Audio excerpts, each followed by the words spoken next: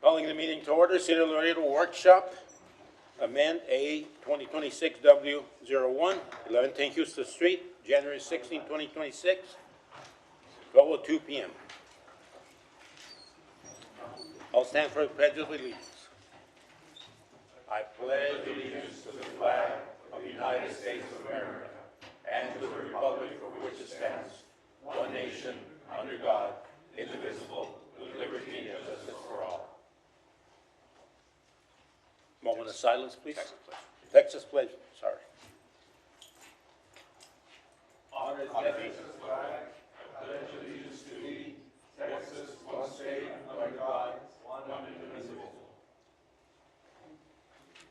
Moment of silence, please.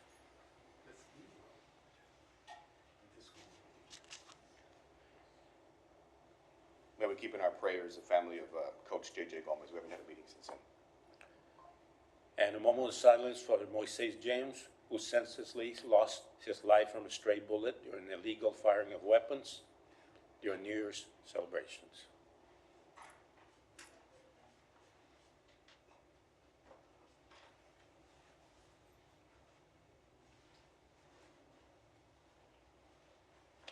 Thank you. You may be seated.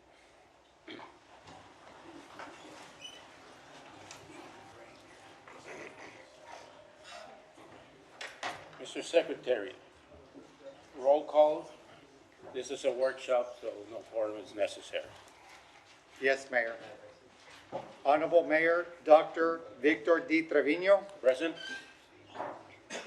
Honorable Mayor Pro Tem and Council Member District 1 Gilbert Gonzalez,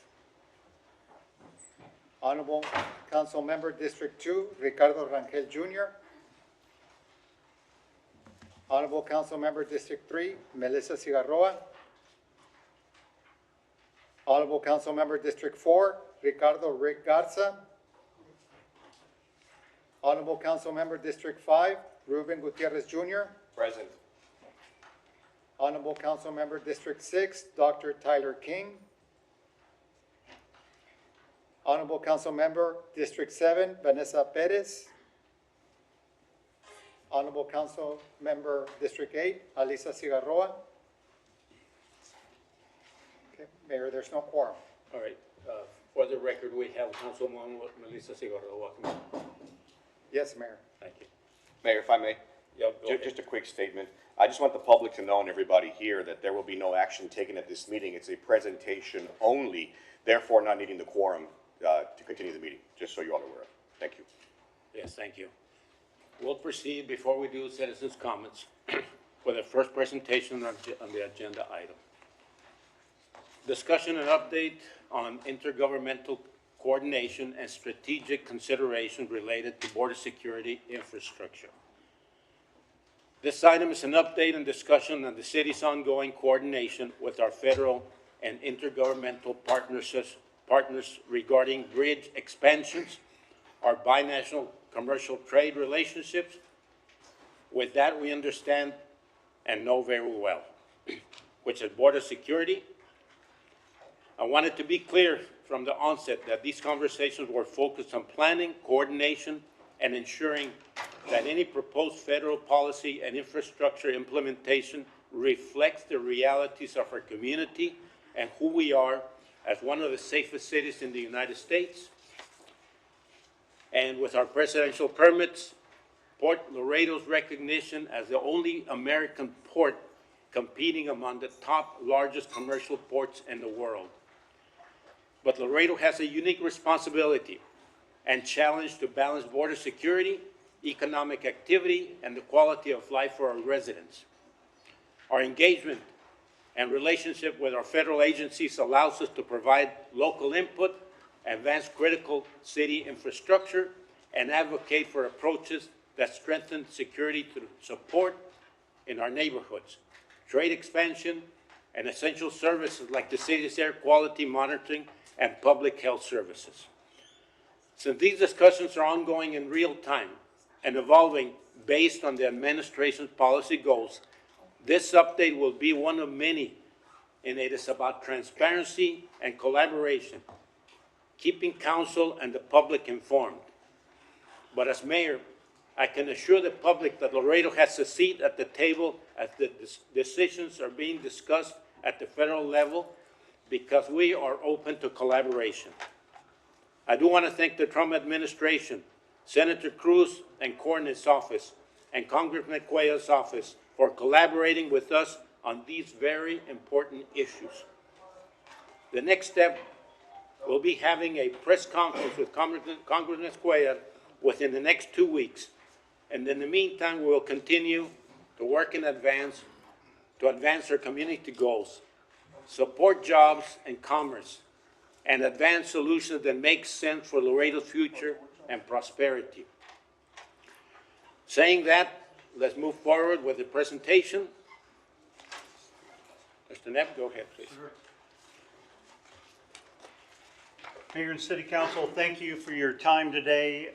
We have 2 items on here, of course, and border security is one of them. And of course, we'll be discussing bridge rates study after this topic.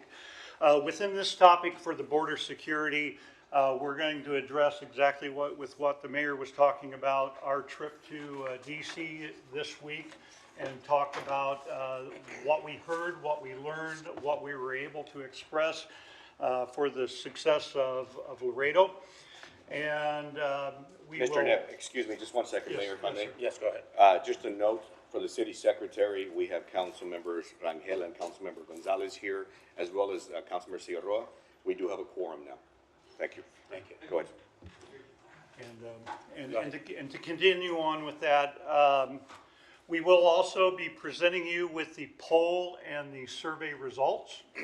And then we also would request an opportunity to go into a closed session for a short period of time to speak with Jackson Walker, our hired legal firm that is working with this process. But I'll go through the presentation as quickly as I can in order to provide the time for those important needs. Of course, we had meetings in the last couple days, Tuesday and Wednesday up in Washington, D.C. The purpose of that was to, with the framework that was established by the City Council, was to advance those conversations and meet with some of our legislative individuals as well as some of the bureaucrats within the proper departments. The mayor and I went, as well as Zone Nguyen, our city attorney, Jackson Walker, our hired legal firm, and of course our lobbyist, Aiken Gump. We're all involved in those conversations. We met with White House Governmental Affairs. We met with the CBP higher ups.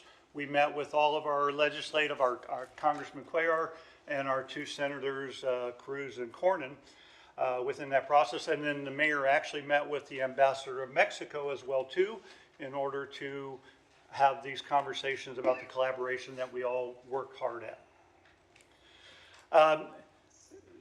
And know that the whole premise of where we were at with this, it fits back to the border security framework that we approved back in late November, early December, in order to say we want to negotiate, we want to look at the best possible motives of how we can secure the border and provide alternative security measures outside of just the physical barrier itself.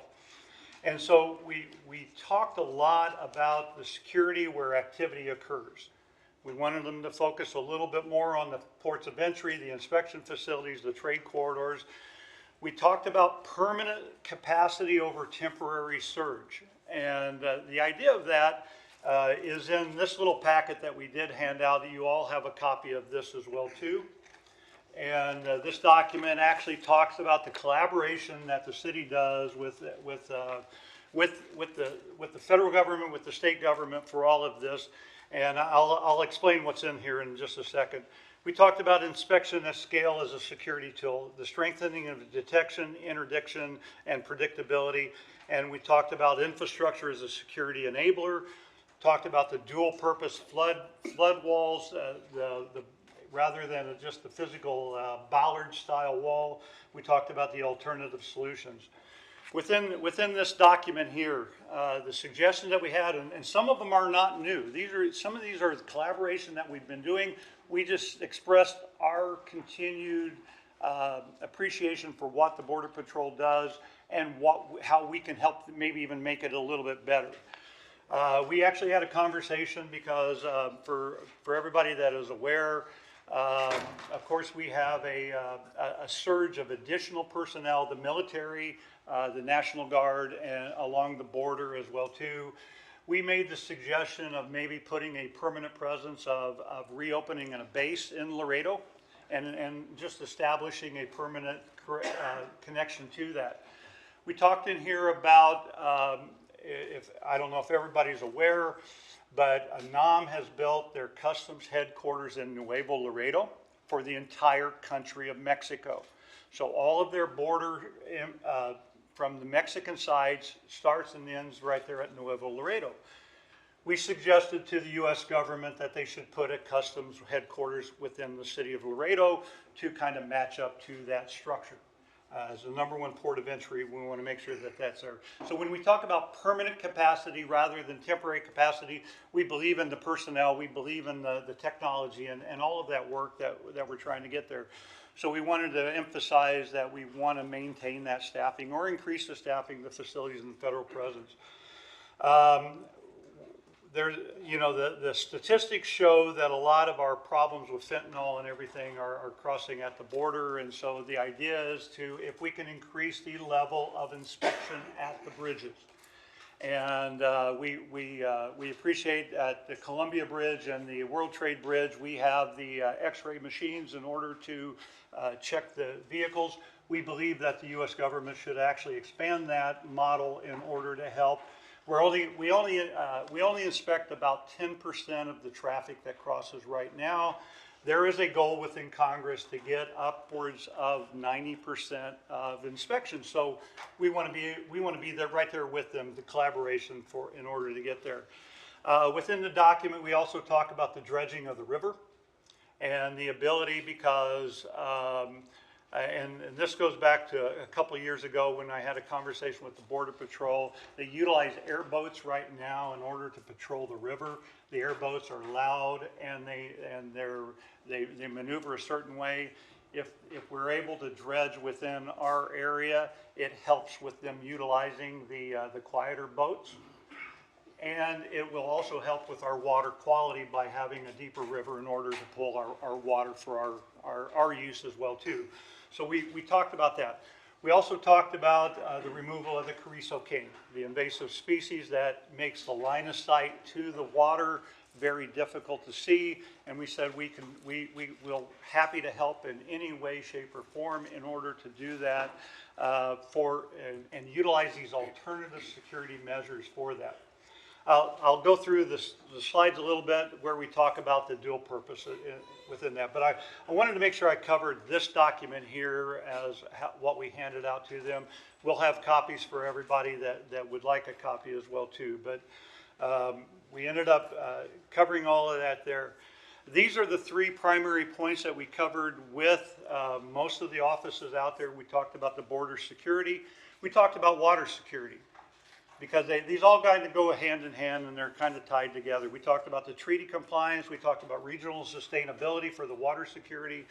We talked about the reliability for the communities, agriculture, federal operations, because there's a big conversation going on right now with the federal government. Senator Cornyn is very actively involved, and so is Senator Cruz, on the water that Mexico needs to supply to the U.S. out of the Rio Grande. And so that we put that in as part of that conversation and the collaboration. We also talked about the transportation and the mobility, the ability to move traffic and everything. And we never wanted to lose the opportunity to talk about the congestion we have on Mines Road and the ability that if we can expand out how those things work, we can get there. We can actually improve the security of our border within that process using those 3 things. Mr. Knapp, sorry to interrupt you again. I apologize. Yes, sir. Mayor, No, if I may. Go ahead. Mayor, just for the City Secretary to note that Councilmember Garza and Councilmember Vanessa Perez are present with us as well. Yes, council member, thank you. And Mayor, may I make a comment about Councilmember Alyssa Cigarroa? Councilmember Alyssa Cigarroa would be here, but for her induction into the Texas Lyceum. It's a nationwide nonpartisan leadership organization that brings together emerging and established leaders from across Texas to engage in thoughtful dialogue on the most pressing issues facing the state.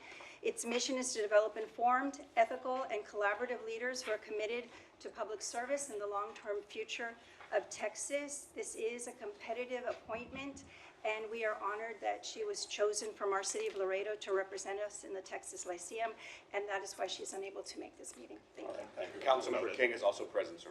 Thank you. Thank you, council member. Okay. There's one driving point that the federal government had said, and it started with our White House governmental affairs, and we heard it from the Border Patrol and everything. Border security is a national priority. They want to secure the border. And so that we need to all understand to that level that they intend to secure the border. They intend to do their portion of what that work is. Our framework that we established back in late 2025, before the holidays, our framework aligns up with those expectations too. We want border security. We just have other ideas about what those options are. What the federal offices had requested, and we heard this through all of our legislators, whether it be Congressman Cuellar or Senator Cruz or Senator Cornyn. They want greater specificity in our request. What does alternative security measures mean? And show those clear links between the infrastructure and the security outcomes. That was requested often. And I'm going to show you where we've been working on that. I think in the updates that I provided to the City Council, we've been working on those pieces as well too. This document is actually one piece to at least say, we were able to leave this in their hands and say, here's where we collaborate very closely and here's how we can work with you. I'll go into the next steps for that. And so the next step within this thing is to translate that framework into specific actionable proposals aligned with federal security goals. So really quickly within our meetings and our structure, and I'll go into actually just a couple other pieces of what we've been building out internally for this, but Laredo's position as a credible federal partner. We're focused on the security, the permanence, and the operational effectiveness. We're ready to advance solutions that serve both the national and local interests. We actually believe that it's a collaborative process, not a separation of what the national needs are as well as our local needs. And so this is how we continue our conversations with everybody. Before I get into exactly what we're tackling, I do want to have this little bit of a conversation with everybody because I think this is a very important point of what we're trying to bring what the mayor is trying to bring as well too. When we have a conversation, when we have a negotiation, you need to be able to see what the other side is trying to accomplish. And so when we talk about what the river means to us, keep in mind to the federal government that the border security is very important, and this is where, in their minds, the physical barriers actually help provide for that border security. Whether the data and the statistics show whatever you want to do, because I mean I've heard the arguments on both sides, but we need to understand where they're coming from. Otherwise, we're not speaking the same language. And so the whole idea of this thing. The physical barriers are not designed to be impossible to cross, and this comes off the CBP website as well too. They're designed to slow the movement so that the border agents have time to detect, respond, and interdict, so they can get involved within that thing. So that's where this whole structure of a physical barrier is there. It's not that it can't be accessed or gotten over, but it creates a delay in that response.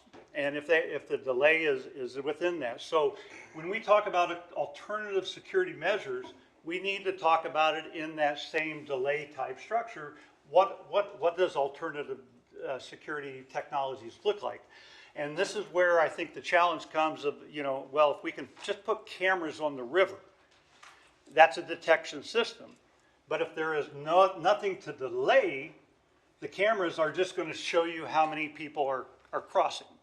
And so the idea is that they want to take it farther, and that's why they want to utilize the smart wall concept, where it is the physical barriers, the cameras, and the motion detectors, and actually the personnel to run the river.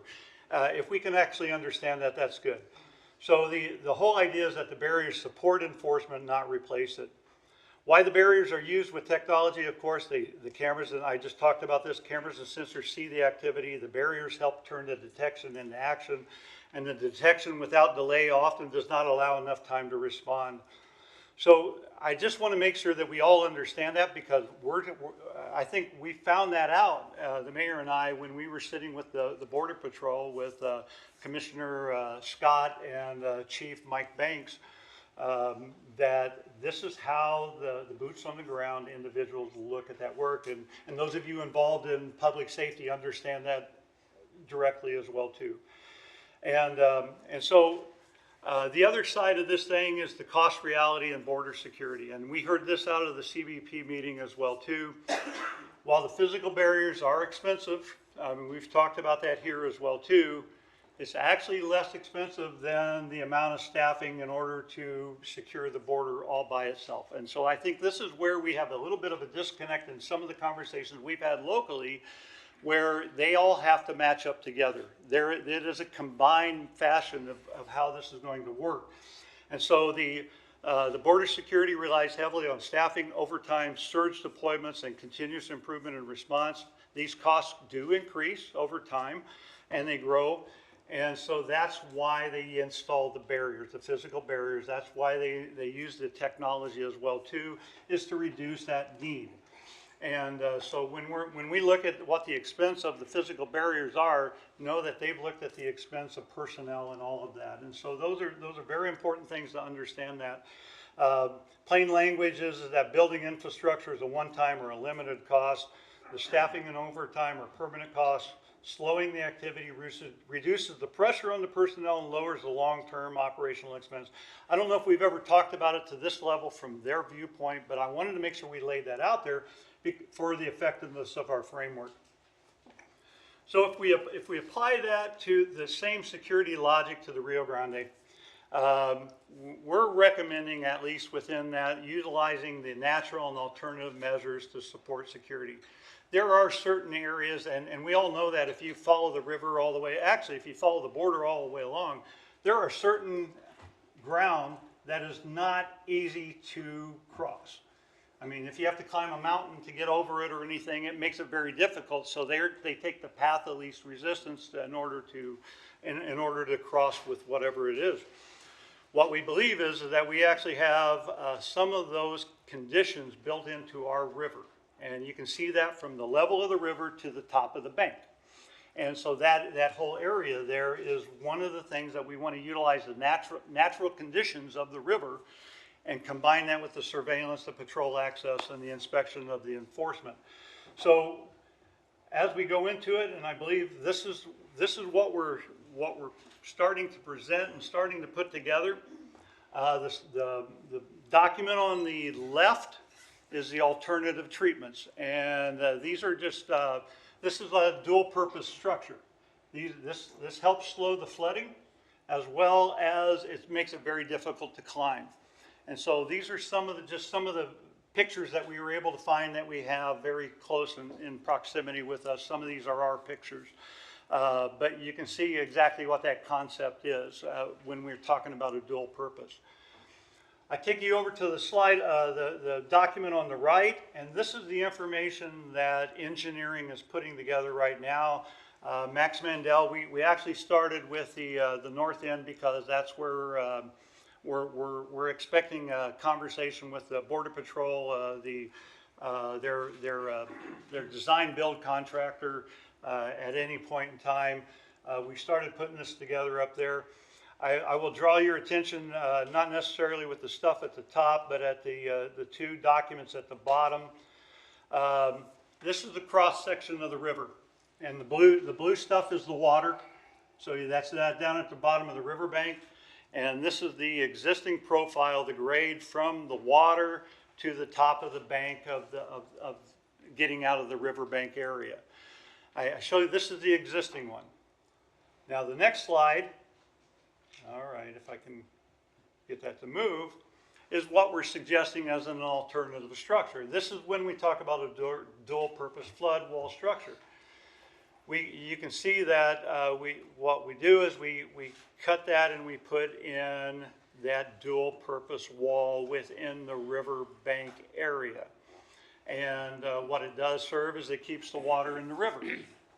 And if you look at the elevation on this thing, I think there's 31 foot there. A Ballard wall is 28 to 30 foot.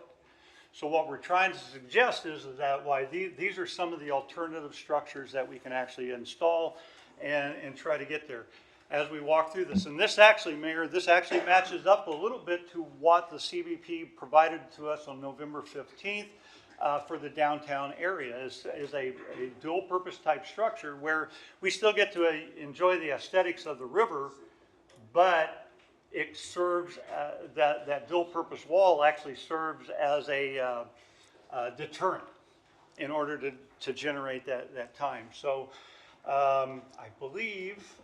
Mayor, Mayor, if I may. Yes, go ahead. Sir, can you go back to the next Yes, slide? yes, sir.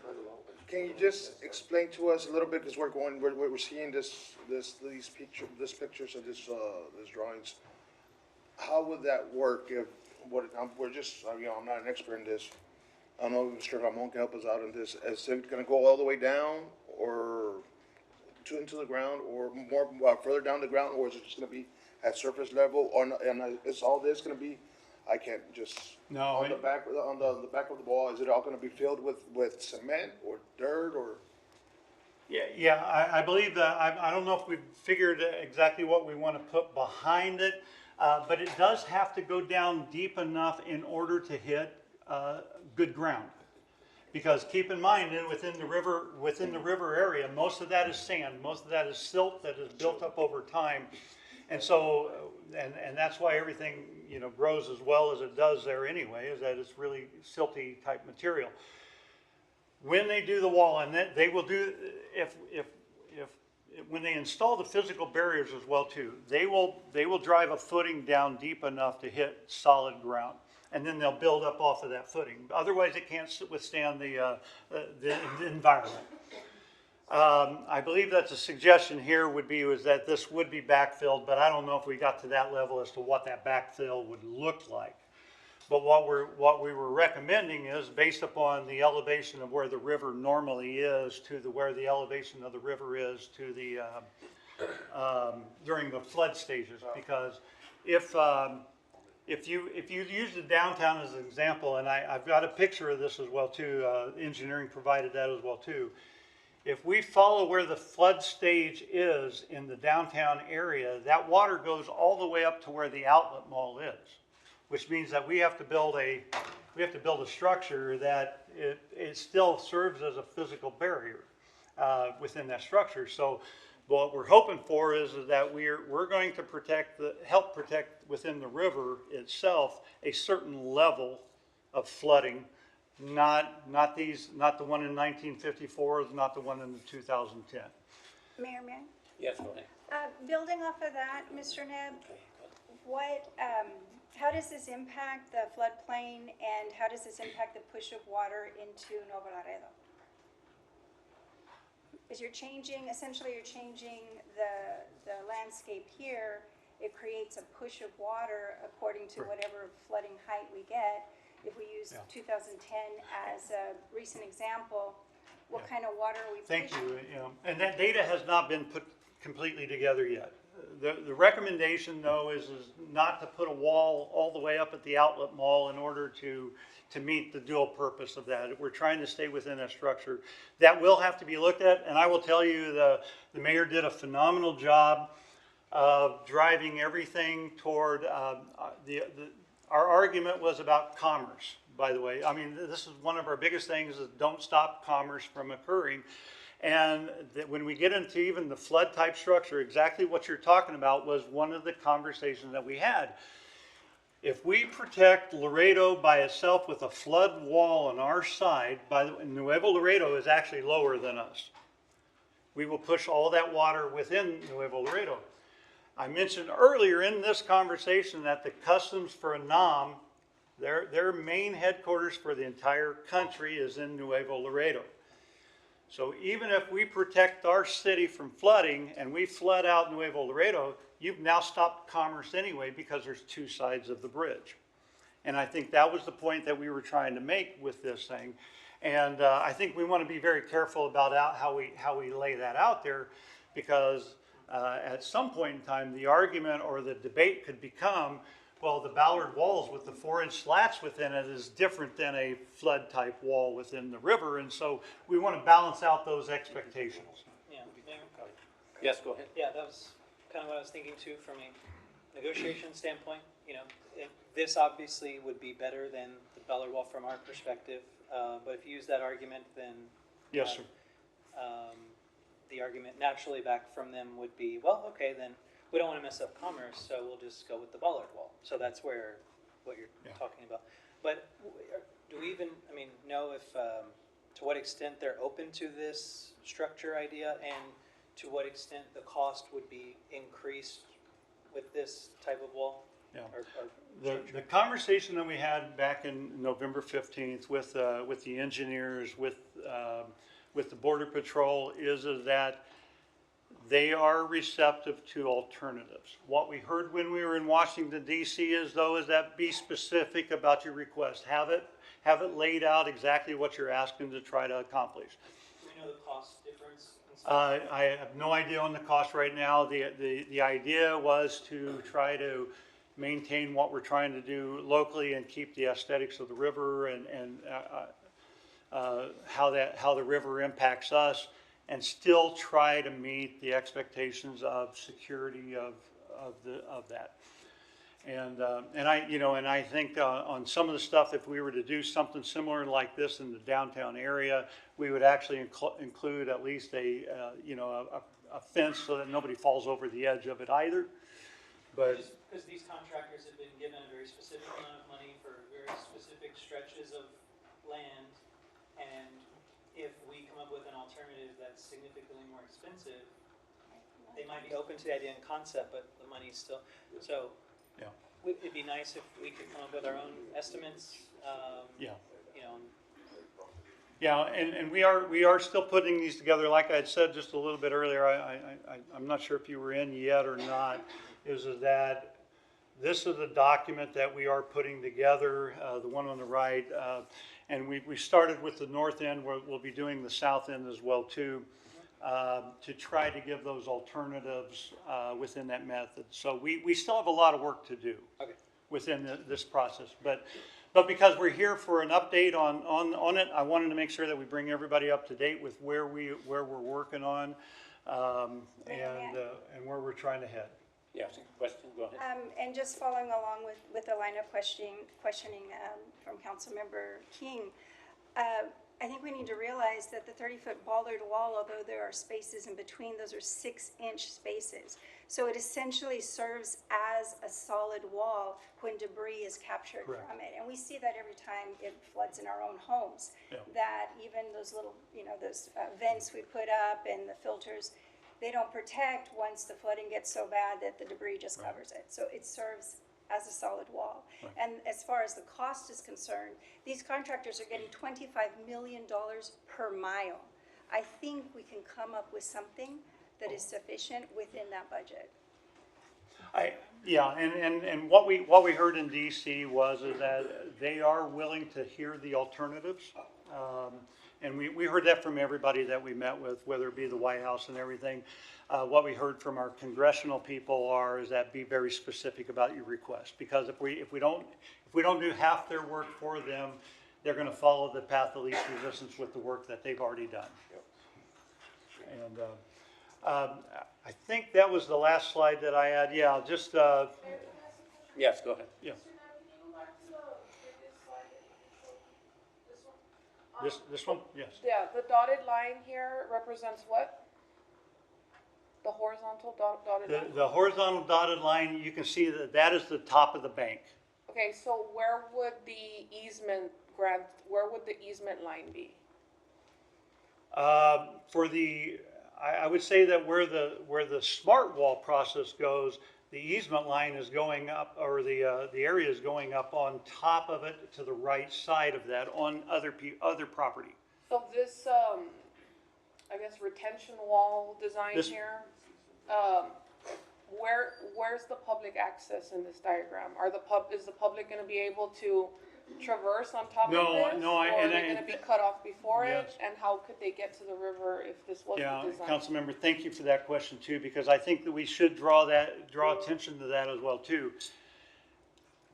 You're not going to be able, how this border security is gonna work, you're not gonna be able to access the river every foot of the river like you might be able to do now. There's going to have to be access points into the river. I think that's what we were, similar to what we did in Stark County as well too. We had them install gates for the access points on that. What you're gonna see is that in order to have this, the border security within that area, there's gonna have to be access points, not free access within the river. It's just not gonna, I can't see how the two will marry together without creating access points that limit or the flow of where that traffic can go. Well, Mayor, just to follow up real quick. So again, on this retention wall method here, is the public gonna be able to get to the edge there and look over? Cause it seems like it's more of an overlook. Are they gonna be able to access that, or Yes, is there, ma'am. or is the access, Yes, ma'am. is the access gonna be restricted to that, for this part right here? All of our early models on the downtown area was to be able to access up to the point of the top of the wall so that you can look down into the river and see that. Every version that we've had put together since 2018, I think forward, has always shown it to be usable.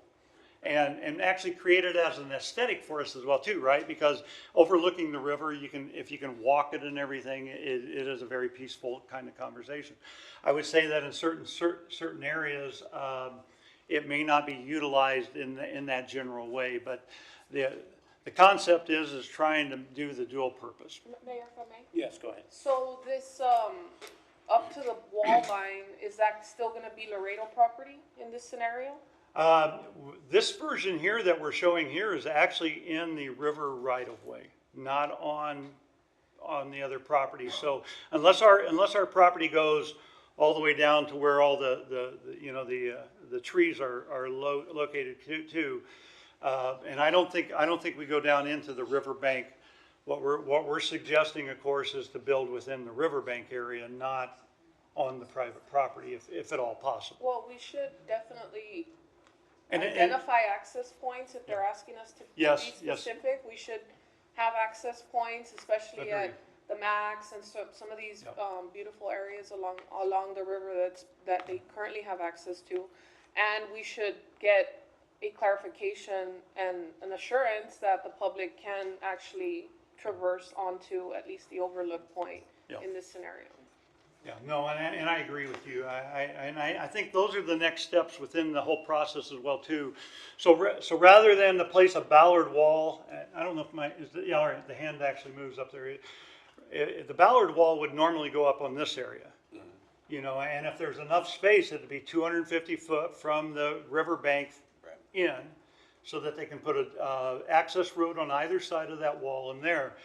Our suggestion as an alternative is put a barrier here and have it serve in a dual purpose kind of role. And we'll continue to evolve those things. I appreciate the input as well too, because this thing I think it is a fast moving pace within the conversation. As I said earlier as well too, and I'll say it again for everybody that's here as well too. We've not been contacted yet on the north side. We do know there's a design builder already selected for that north side. We expect that they're in the background looking at that property, trying to determine what they're going to do from the railroad bridge north. And, but none of that contact has been made yet. Who is next? Go ahead. So we already have, near Bridge 1, we have something similar to this already as far as, Correct. football. So is that area considered already secure, or they want additional? That'll be the conversation we'll want to have. And, Uh, for example, with the. Yeah.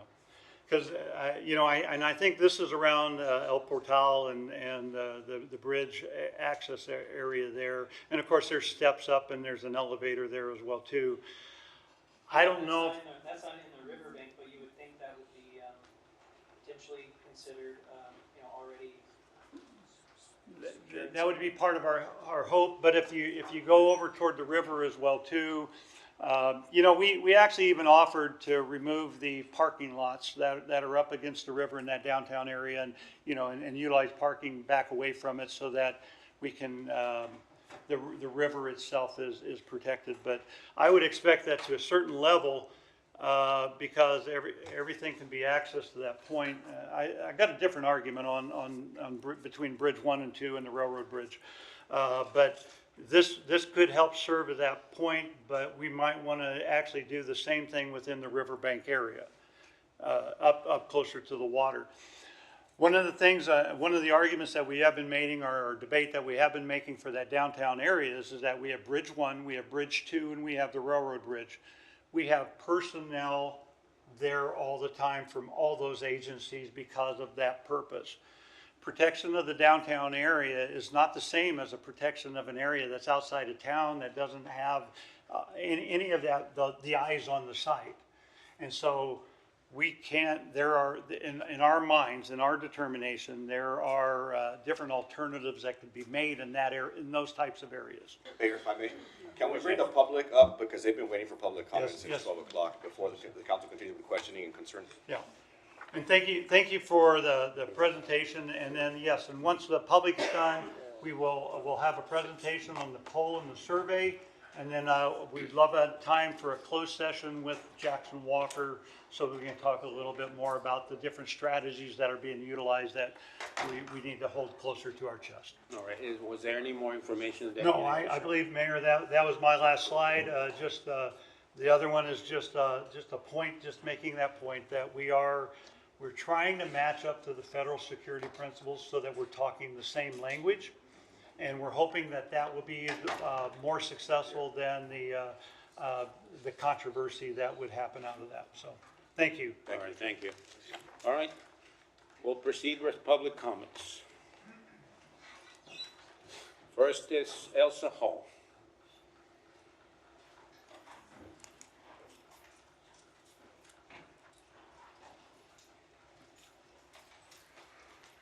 Good afternoon, Mayor, Council, everyone here. My name is Elsa Hall, and I'm a landowner in a small piece of property in the path of the border wall. I came here to discuss how I'm going to be impacted personally, how I stand to lose my home, my access to the river, how it's just an inseparable part of my identity. But after listening to the erroneous report just delivered, I've got to point out some obvious mistakes, and some of these were addressed by Councilwoman Cigarroa. Number one, the costs are supposedly so much greater with this border security, and the wall, you're not considering, you're looking at monetary costs. You're not looking at the costs to the people in your community, our homes, our green spaces, things like that. Those are things important to us. You talk about how these things are important to the federal government, but what about us? What about the people who look to you for leadership and guidance and to make the right decisions for us? You need to consider those things. It's not just about money. And you're talking also about how the walls aren't meant to stop people. They are supposedly going to slow them down. Okay, yeah. One thing these walls are going to do are going to put money in the hands of the cartels. Unless there is a clear path offered to people for asylum or citizenship, they're not going to stop attempting to cross. And this is going to put money into the cartels' pockets, because people are going to have to go to them and go through them to get across if there is no legal path for asylum or citizenship. So this wall is just going to benefit the cartels. And you talk about flooding, the flood impacts. This concrete wall that you're talking about is going to push water into Mexico, yes. And you cautioned about pointing that out because the bollard wall will allow water through. Councilwoman Figueroa correctly pointed out that these bollard walls act as dams. They catch debris. And there has been numerous flood events in the Southwest where bollard wall exists, and it has trapped debris taller than a person's height. And it's pushing that water. It's caused deadly flooding in Arizona on both sides of the border. And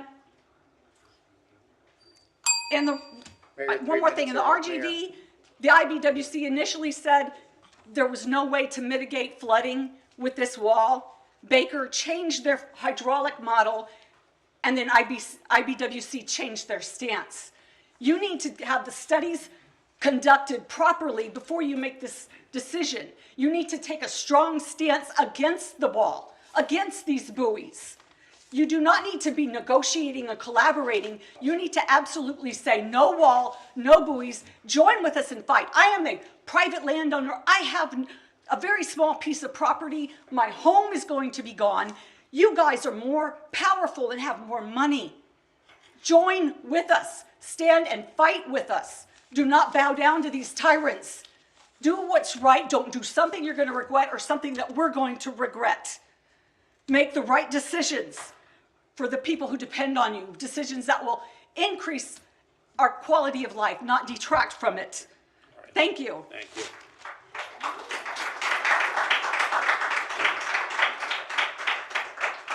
D.Y. Benavides.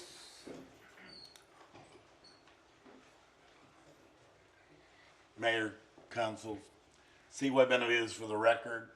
I'm here in two fashions. First as a property owner on the river and also as a representative of the Boys and Girls Club who owns one of the most beautiful lots up against the river that was donated by the late Marcel Notson, Judge Notson. And we appreciate it for that, and we're waiting for the one day to be able to develop in that part of the world. And it seems like we're not gonna get there, guys. And it's a tragic time in this country's lives that we think that we are somehow gonna outsmart what history has told us is impossible to do. But unfortunately, there's leadership in this country that feels a different way. And I've heard some of the things that you're proposing and talking about, and some of those things just don't function, they don't work. Building a stem wall on the river, it's gonna look good when you build it, but it's gonna fail one day. It's just historic stuff that we know. Anybody with an ounce of hydrology understanding knows that it will fail. And we don't know the impact of that failure. We talk about dredging and things of that nature. Those are things that impact our environment. And I can tell you as a landowner, it's something that would be impossible for me to get permitted in this day and age in this country. But all of a sudden, we do it because we are forced to that position. That's irresponsible. Furthermore, we need to look at Laredo in a different way. We're not a community that is about a population that exists within two countries. We are a destination. We are a global destination that has billions of dollars of needs. For us to be squandering money on something that's going to be ineffective is irresponsible. But if they're going to force us to do it, then let's stand up to them and say, you know what? We have water issues, we have infrastructure issues, and it is irresponsible for us to allow ourselves to be the #1 inland port in the world, the #1 port in the northern hemisphere, and that we have truck traffic sitting in lines, that we have truck traffic throughout our community, that we have an international impact to a community that cannot defend itself because we do not have the tax base necessary for that evolution. We got to open up their eyes, and we got to tell them that the investment has to come into this community. that we need those monies. By my calculation, somewhere under $7 billion of money's needed, not 10 years from now, but today. And we need to collaborate with the county and the city so we can focus and showcase what's happening to our community. Our community needs to stand up. Mayor, 3 minutes are up. Mayor, under your leadership and this council's leadership, we can do things that are special. And it's important for us to take this opportunity, to open up those eyes. We need to protect our community or not allow people to just trample all over us. Thank you for your time. Thank you.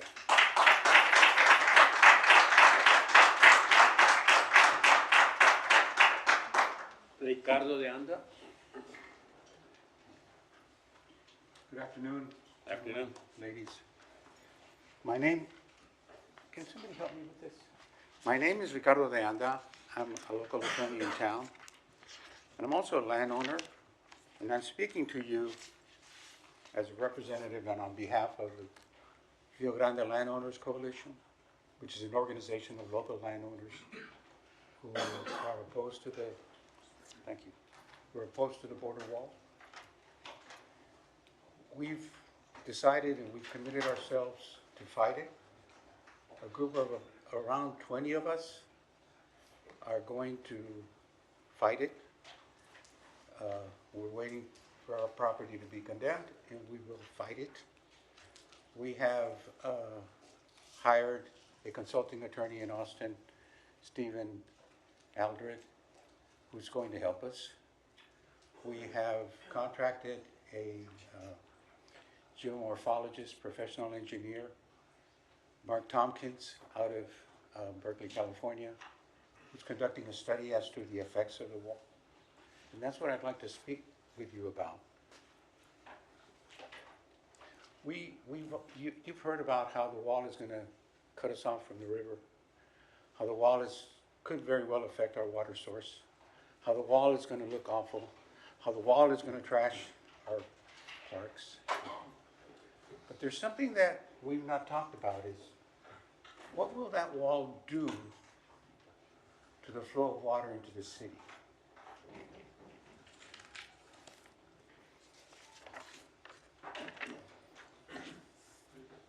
The other one's for,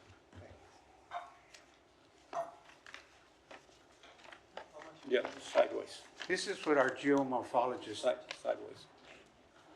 There. Upside down.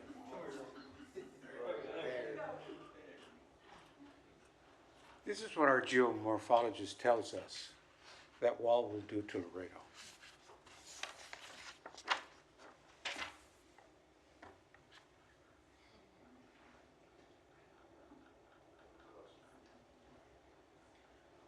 This is what our geomorphologist tells us that wall will look like in case of a tropical storm or a hurricane. This is what our geomorphologist tells us those buoys will look like in case of a tropical storm or a hurricane.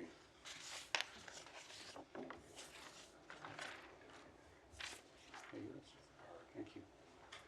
This is what our geomorphologist tells us our bridge will look like in case of a tropical storm or a hurricane because of the wall. Just in my lifetime, we've had 3 minutes, Mayor. 3 hurricanes. Hurricane Alice, which wiped out the bridge. Hurricane Beulah. Hurricane Alex, which almost wiped out our bridges. They came very close. There was no wall.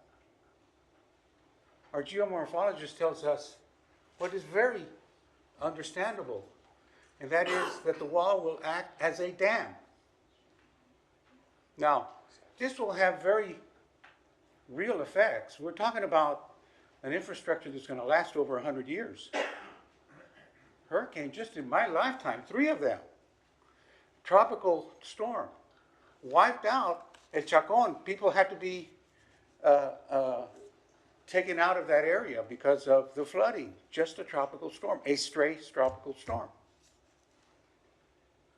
The federal government needs to understand that this is going to happen to our community. Now, there are real world effects that our community is going to feel immediately.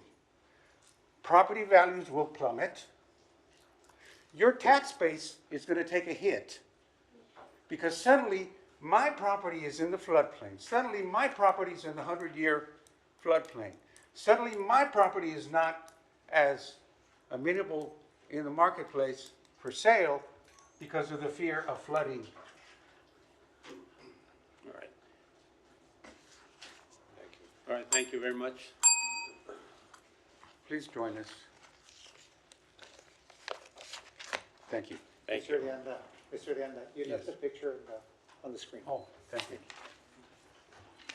Stephanie A. Finally, I did want to say something, and that is that we don't consider ourselves, the Landowners Coalition, separated from you. We're all fighting the same fight. We understand, we want to commend the mayor for taking the time to go to Washington, D.C. and meet with federal officials and taking the bull by the horn. We appreciate the work that Mr. Neb has undertaken to protect us as best as we can. We're on the same page. We are in contact with your attorney, and we've shaken hands, and we're going to work together on this thing. So let's keep up the fight. Let's not give up. We cannot give up. There is too much at stake. Not only our property values, but our very lives. Our very lives could be at stake here if you allow this wall to occur. It doesn't have to happen. You can fight it. Thank you. Thank you. Stephanie Valdez.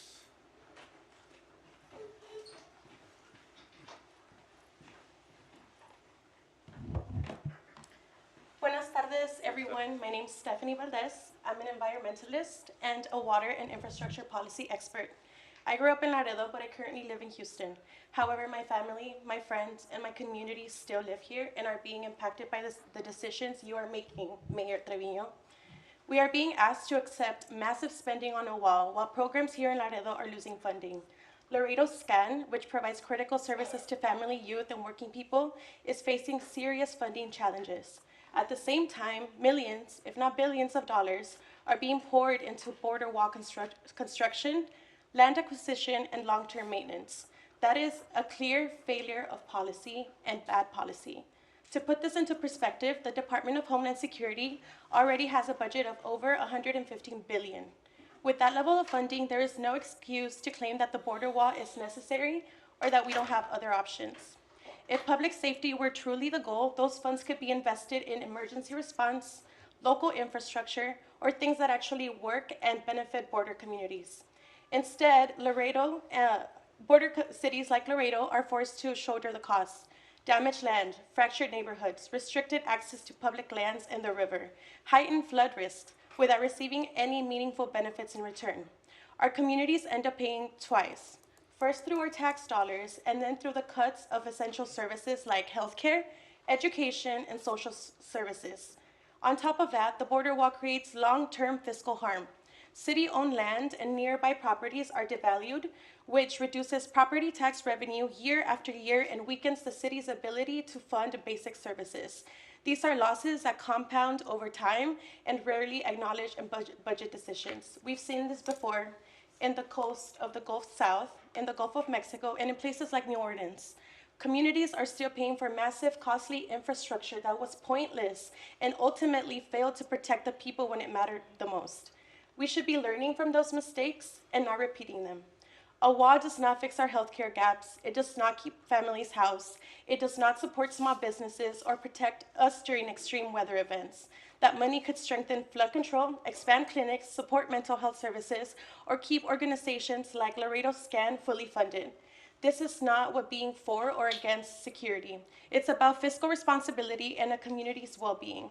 When local programs are struggling to survive while billions are spent on a wall, something is deeply wrong and policy is failing the community. This administration owes accountability to the people of Laredo, Mayor, not the federal administration, not the president, and especially not the governor. You owe it to Laredo. I urge the city, more specifically you, Mayor Trevino, to oppose the border wall and advocate for investments that actually support the people who live here and work here, because the safest city in Texas does not need a border wall. And remember that all of Texas is watching. 3 minutes, Mayor. Thank you.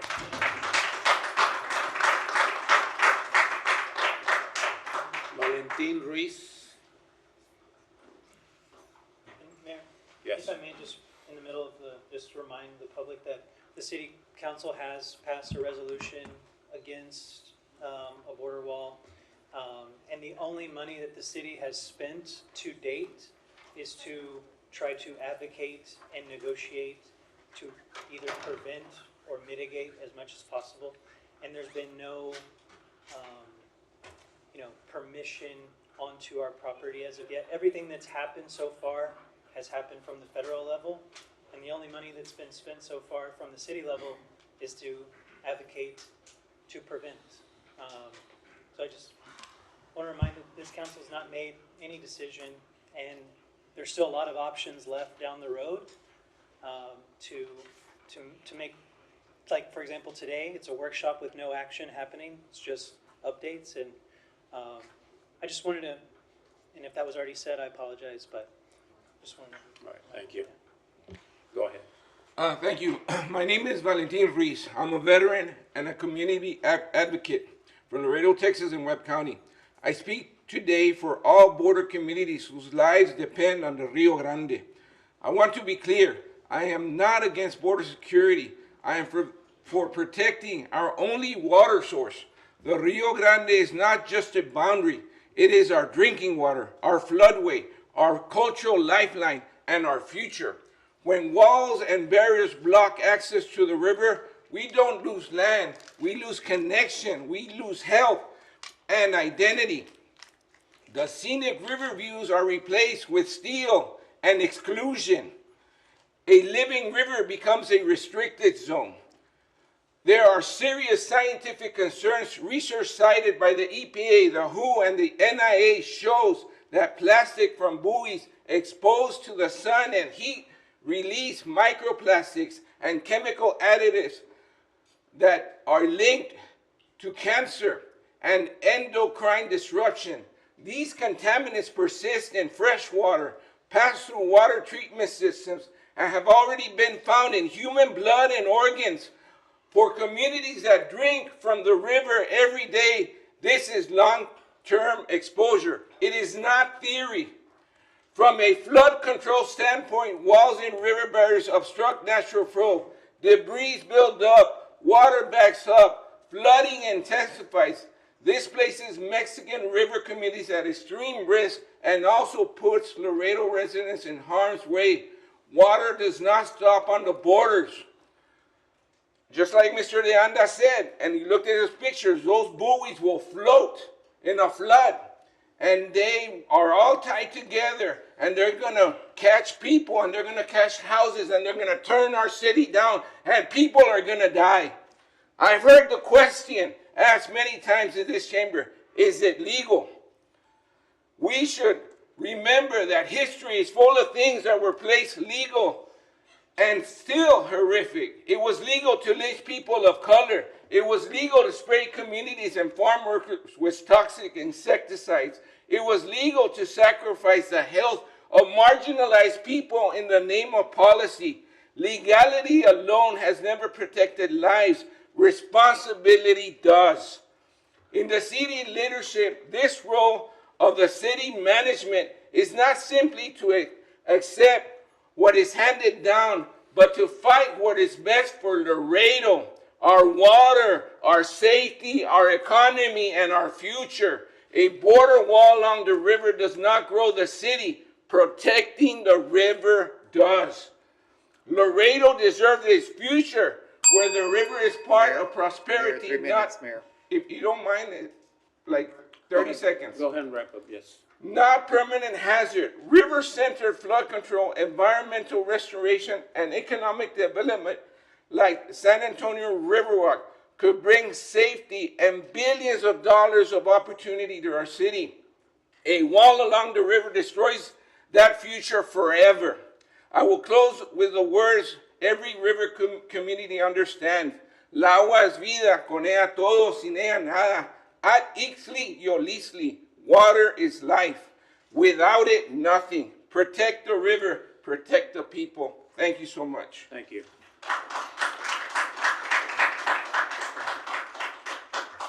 Jesse Herrera.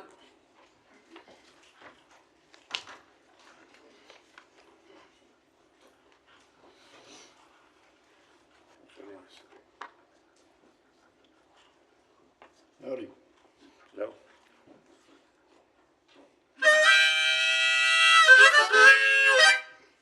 Some call me a poet, some call me the dude, but I've always been Jesse G. Herrera.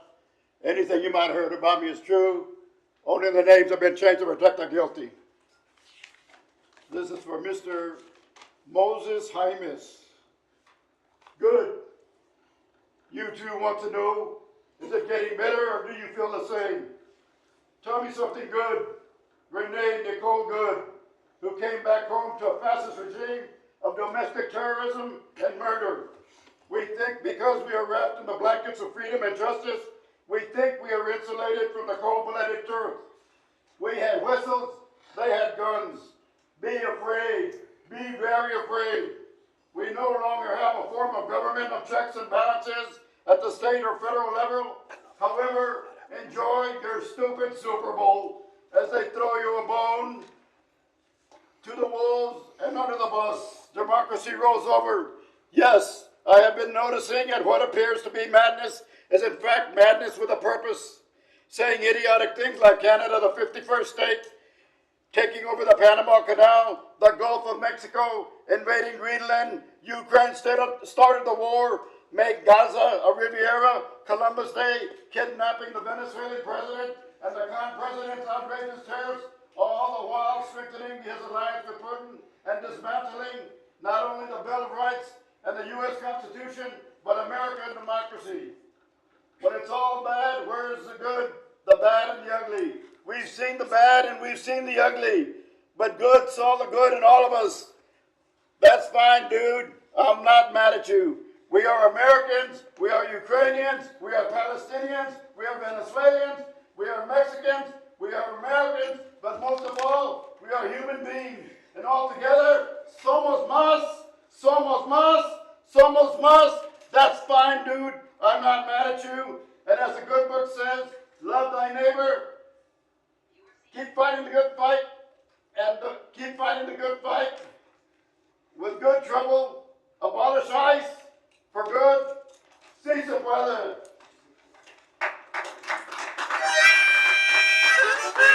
Gracias. Thank you. All right.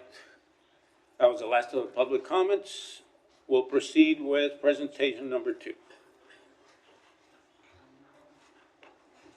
Presentation and discussion of the International Bridge Rate Study and related fiscal and operational implications. Mayor. Yes. Maybe directly.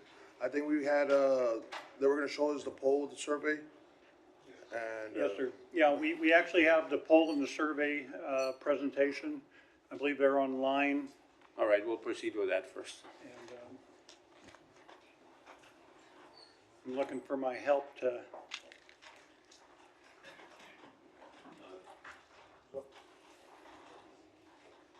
you ready?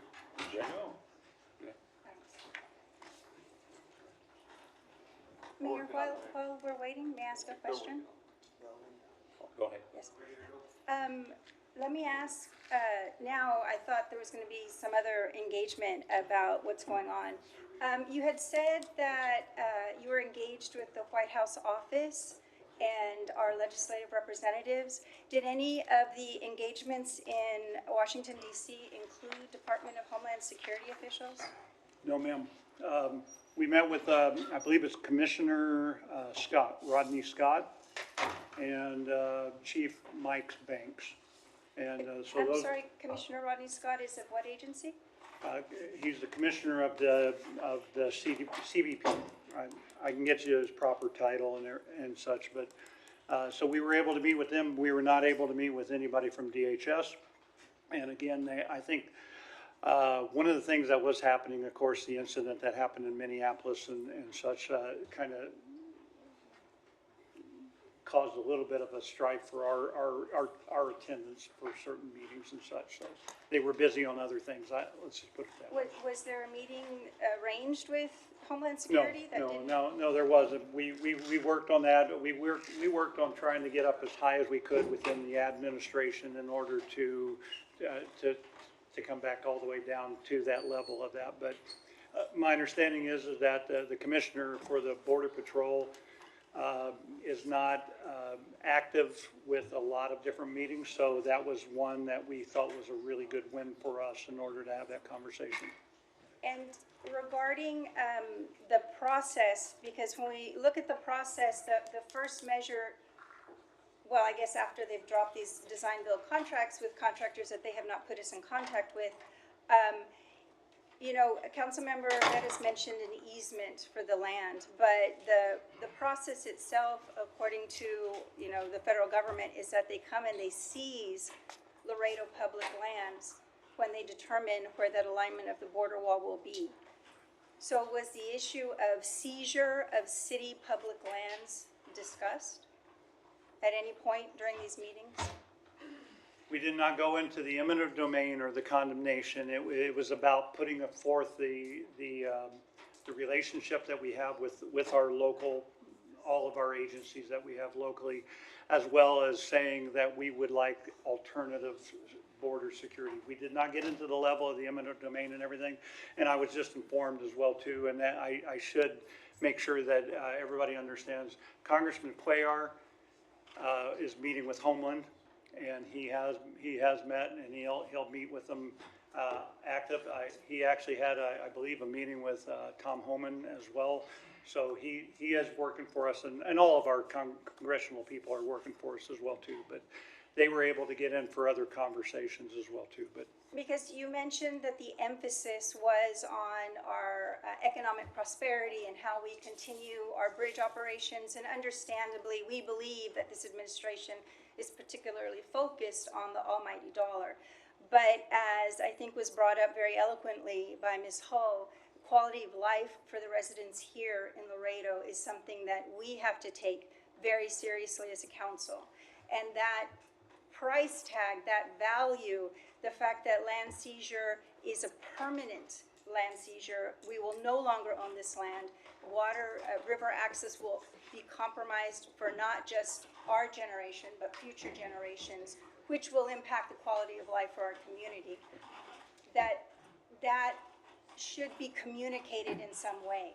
So, you know, if there needs to be an argument developed or some stronger argument made so that we lead with the quality of life of people here in Laredo, while we're also discussing very real impacts to our economic prosperity and the flooding risks that will occur not only on the southern side of the river, but also the water that backs up.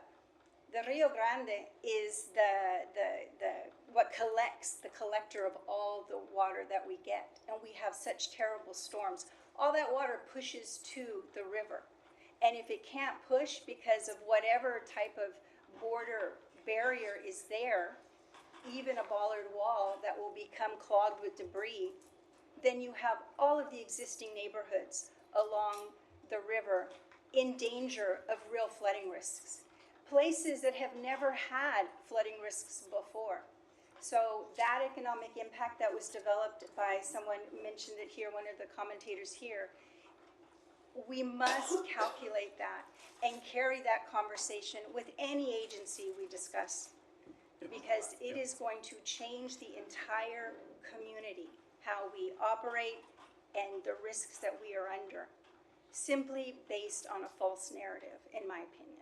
So I understand that this was the first meeting and the outreach was trying to find grounds that we believed that, you know, the administration would listen to, but we cannot forget the cost to our quality of life here for today and for the rest of our tomorrows.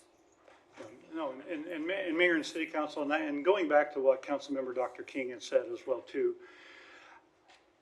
I'm going to say it just because within the conversation of what the communication was out there as well too.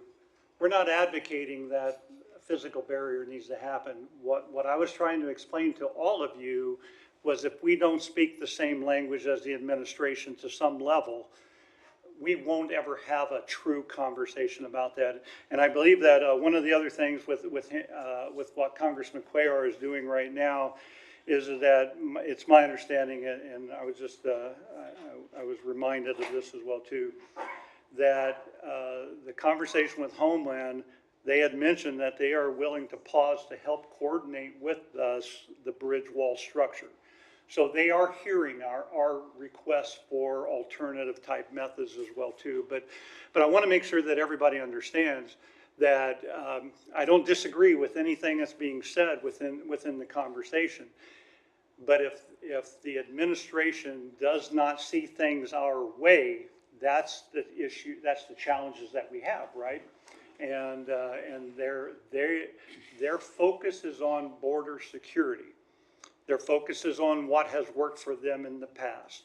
The whole idea of what we're trying to do is we're saying, wait, there is a different way to do this. And I think those are the things that we have to make sure that we keep putting across there. And when we get into the poll and the survey information that we'll get into, you're going to see the breadth of what the city of Laredo thinks about all of these conversations. And so I would like to get back into that, but I wanted to make sure I made that point. All right, our strategy has never been to ignore trying to walk through this thing, but we are trying to make sure, because I don't disagree, the money could be spent on other things. That's not the argument that we're going to actually win with this administration, I don't think. The conversation is where can we collaborate, where can we partner, and litigation can work. But I think the challenges with litigating against the federal government, I think the chances of success are so slim. We need to be talking about these alternatives. Mayor, Yes, go ahead. Mayor, before we start, this survey, before we see this survey, how many people participated in this survey? Do you have the number? It is the numbers for both the poll and the survey, and we'll explain the differences of them.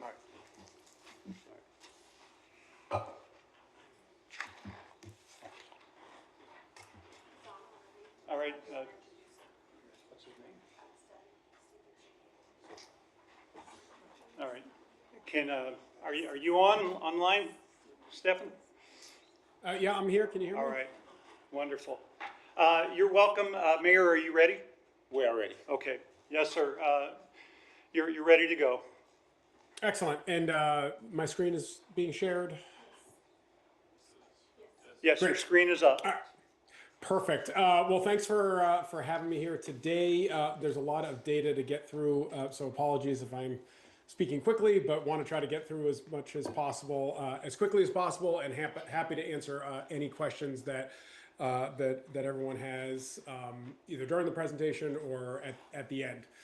So as was mentioned, we had two phases of the research. The first was a representative multimodal survey, which was conducted by text to survey. So we texted cell phones of residents of Laredo.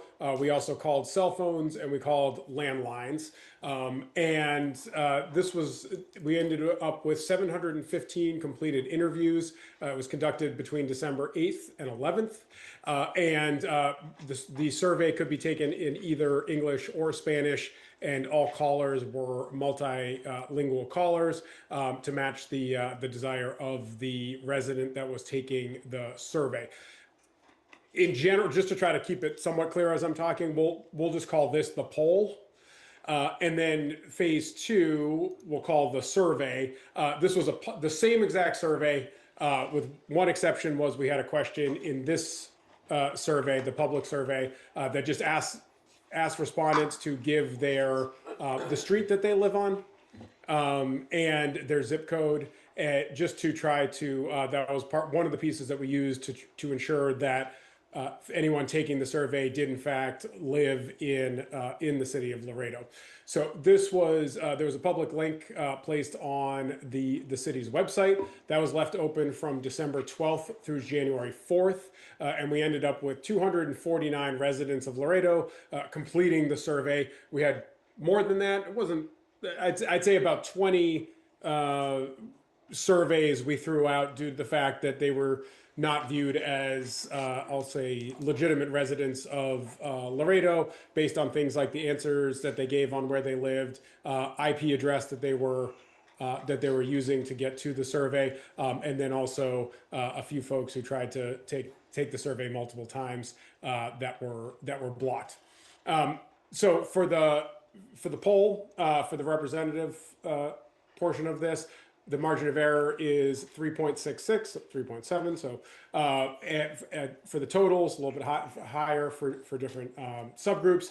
And for the public survey, it's at 6.2%. And I will say there are slight differences here and there between the two, but overall, the results between the representative poll and the public survey were pretty much in line and showed about the same results on all of the different questions. So, real quick breakdown of the number of interviews, the percent of these for the council districts. I have to mention every council district has split precincts.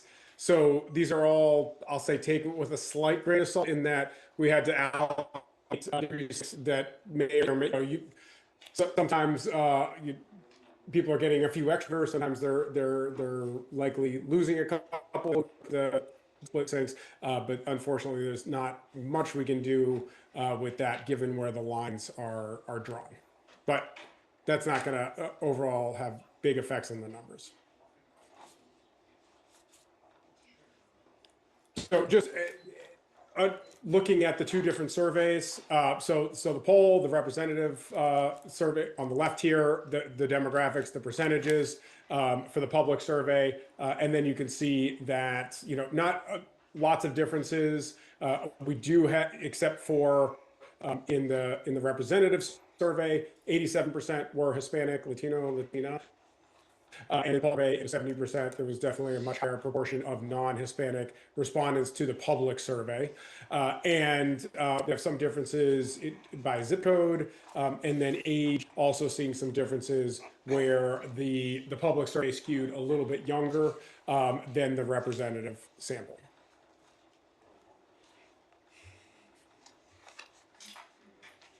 Okay.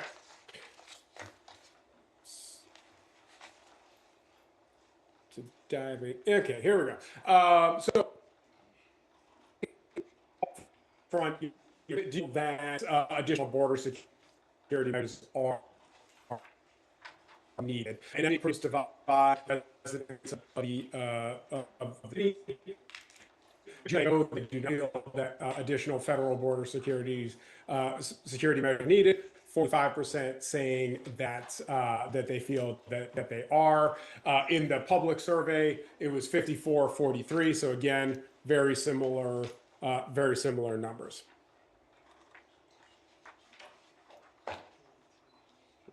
And differences, gender, we're seeing some differences. If it's highlighted in red, that means that it's viewed as a statistical meaningful difference within that subgroup. So, women much more likely to say no than men.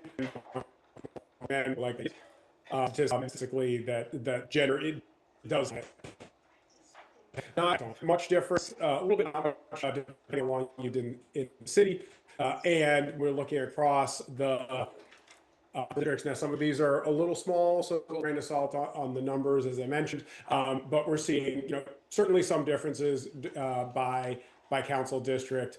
And then on this question at the bottom, we're looking at that throughout the results of whether or not they felt additional measures needed or not. Here, obviously, it's 100 and 100%.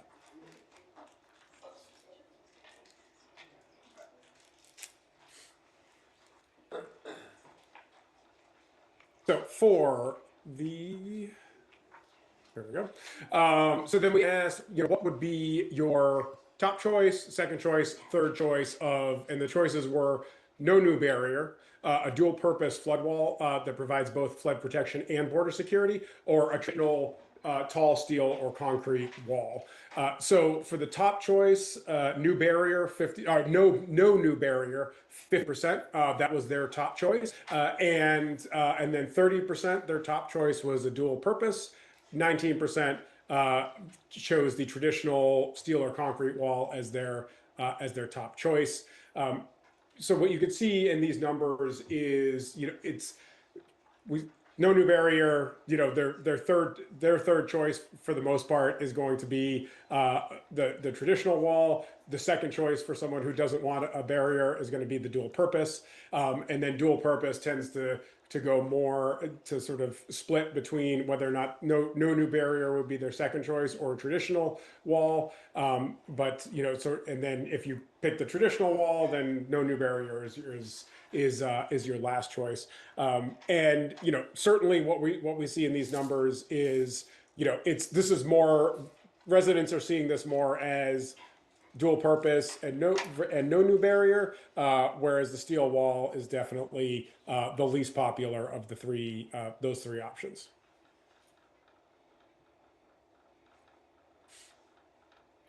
So this is among the people who feel that additional measures are needed.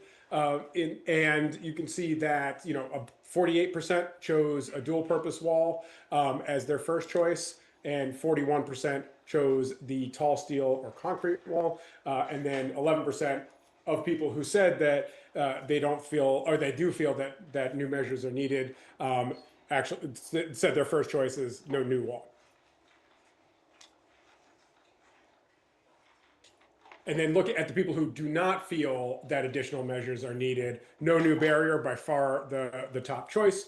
Second choice, again, by far, 75%, a dual purpose flood wall that provides both the flood protection and the border security. And very few, like just about no people picking the traditional steel or concrete wall as their first choice. Very small second choice, and that is definitively the third choice for the vast majority of folks who do not feel that additional measures are needed.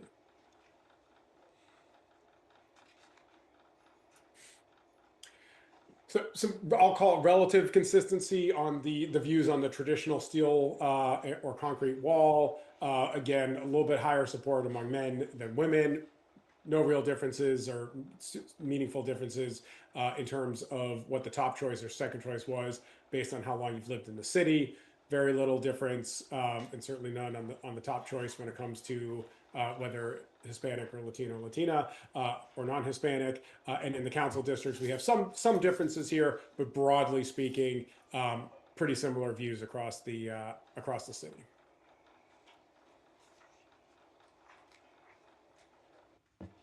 And then for the dual purpose, similar, we're not seeing massive differences based on gender, based on years in the city. We're seeing some differences from the various different council districts, but again, not hugely meaningful based statistically, just given the sample sizes there. Very little difference when it comes to ethnicity, and we do see differences on whether you feel there should or should not be additional measures put in place, but that certainly makes sense. And on the no new barrier, we're seeing a difference in gender. 60% of women, that would be their top choice. 41% of men say that this is their new choice and their top choice. Not much difference in terms of time in the city, ethnicity. Again, some differences in the council districts, not massive differences. So when asked who should lead the design decision, 43% think that the city should be in charge of the decision alone. 39% think it should be a combination of the city and the federal government. Just 18% think that or feel that the federal government alone should be in charge of the design decisions. And in the public survey, again, very similar numbers percent feeling that it should be 4% both compared to 39, and then 19% feel it should be the government alone, 18% in the representative survey. So very little daylight between the results on those on that question.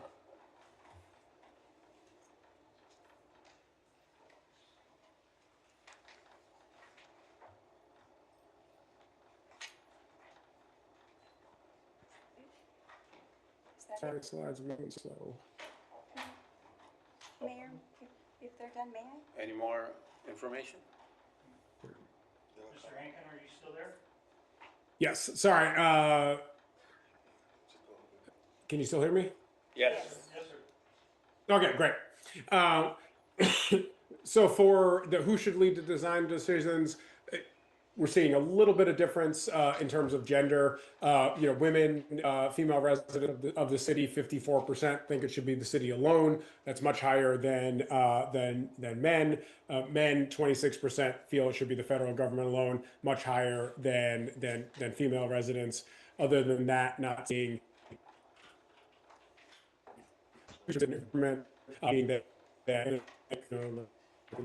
it's slightly higher concentration feeling that it should be city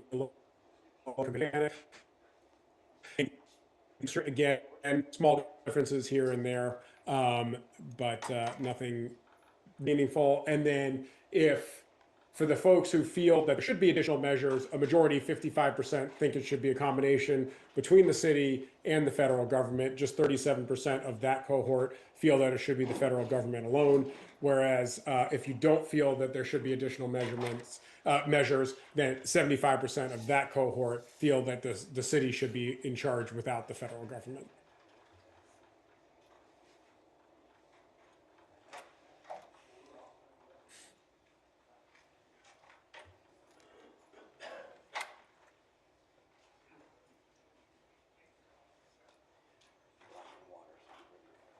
Great, center light's not, hold on. There we go. Okay. Excuse me. So for the support of the use of eminent domain, we asked both about do residents support it when it comes to acquiring private land, and also do they support it or oppose it when it comes to acquiring city land? And what we see is a majority of residents, 52%, strongly oppose the use of eminent domain for private land. It drops just below a majority, 49% strongly oppose when it comes to acquiring city land. If you add in the somewhat oppose, we're at 58% opposed for private land, 53% opposing for city land. In the public survey, it was 57% opposed for both. Mayor, may I ask you a question? Yes, go ahead. We have a question. I do have a question, Mr. Hankin. Was the explanation of eminent domain given to survey respondents?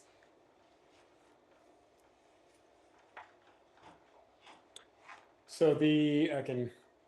Did you explain the term eminent domain when you had these surveys given out?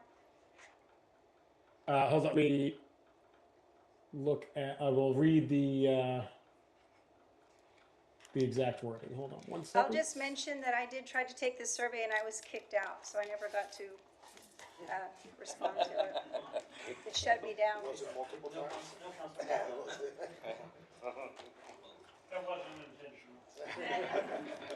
I don't believe you. So. I don't believe that.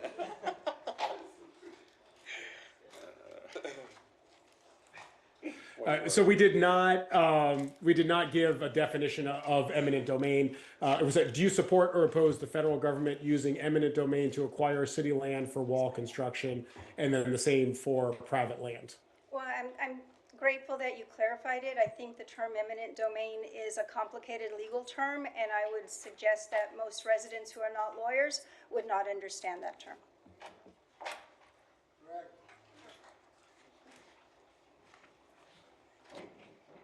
So for the one breakout that I'll point out here, again, we see some differences by gender, but then also for the residents who support additional measures, we see a higher level of support for using eminent domain for For city land, 79%, whereas 90% of the folks who do not want additional measures strongly oppose using eminent domain.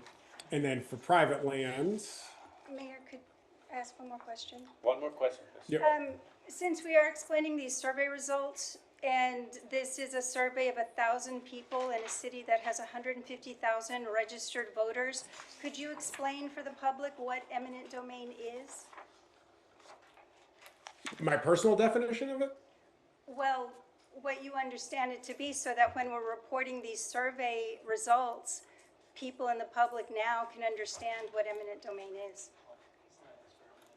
Or, I'm sorry, I apologize, I'll ask our city attorney, if you could just explain to the public, since we are discussing eminent domain, it was not explained in the survey, but now that we're reporting on the results, so that people that we're reporting to now will understand what that term is and what it means for us. That's a great question. Eminent domain is the power of a government entity to take land. Under the United States Constitution, the federal government has the right to take private land or whatever land they want, as long as the land is used for a public good. And then after that, it's just not a taking without any compensation. A taking is illegal if it's not done with just compensation. So a lot of times when the federal government is going to take land, it's not a matter of if they can or not. It's first they have to ask the courts, is there a public purpose? And their argument is going to be border security. So public service, you can pretty much put a check mark on that one. Now the issue is going to be just compensation, and for most cases involving eminent domain, the issue is how much is the land worth? And that is typically a decision that is made by the courts if there is a litigation. So what eminent domain is essentially the power of the government to take land. So we are talking about land seizure of city public lands. Absolutely. Okay, thank you. Thank you, sir. Go ahead, please. Absolutely. So if we put these two together, we see that 52% of residents oppose using eminent domain for both private and public land.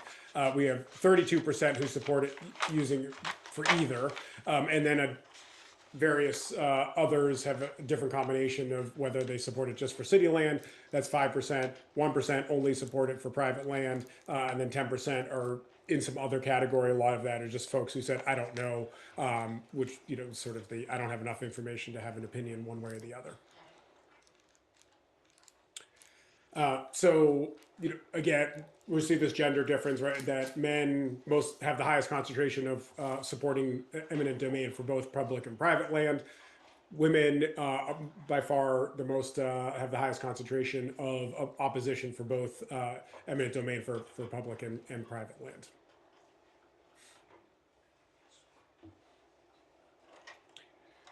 So then we asked if should the border structure be dual purpose, right? So it also can function as a flood wall, and then might be hard to read on the bottom here, but it's and meet FEMA International Boundary and Water Commission standards. Do you support this requirement? And then we see, 4 in 10 strongly support that idea. An additional 24% somewhat support it. So strong majority believe that the structure should be serve a dual purpose role. Just 17% oppose that idea. So, and then you sort of see not huge differences in these numbers of the residents who support additional border wall measures. 72% support it being a dual purpose structure based on this question. So then we asked, how important is it to you personally that Laredo residents continue having safe public access to the Rio Grande for recreational events? 55% feel it's very important. An additional 17% think it's somewhat important. 25% don't feel that it's all that important. Very concentrated view on the importance of the folks who do not feel that additional border measures are needed. Among those who do feel that additional border measures are needed, we see a very close divide. 49% of that cohort feel that it is important to continue to have access to the Rio Grande, and then 48% say that it's not that important to them. And in the public survey, 62% said that it was very important. So we see a slightly higher concentration of those in the public survey versus the representative poll, saying that it's very important.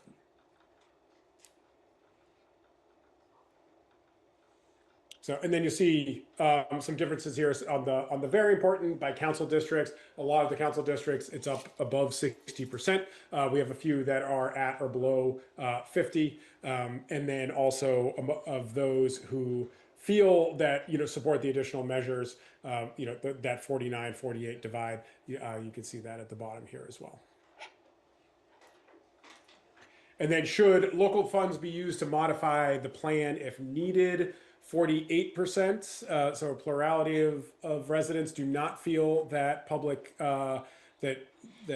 City of Laredo should be using local funds to negotiate or modify the federal plan. 36% feel that the city should. 16% are not sure. In the public survey, it was 45-40. So a tighter split on the public survey. And here I think arguably the more interesting finding is of the folks who do not support additional measures, a very close divide on whether or not city funds should or should not be used. 48% feeling that it should be, 38% feeling that it should not. Also pointing out that over a quarter of those who support additional measures do support the city using funds to try to make changes to the plans. So then we gave options for what they feel, what approach the city should take when it comes to the proposed border wall. 41% feel that the city should legally oppose any wall construction. 29% feel that the city should negotiate for design changes, and then 24% feel that the city should just fully cooperate with the federal construction as proposed. Only 3% feel that the city should not take a formal position. So obviously different views on what the city should do. The one thing that residents definitely feel is that the city should be doing something, but what that something is very much in the eyes of the beholder.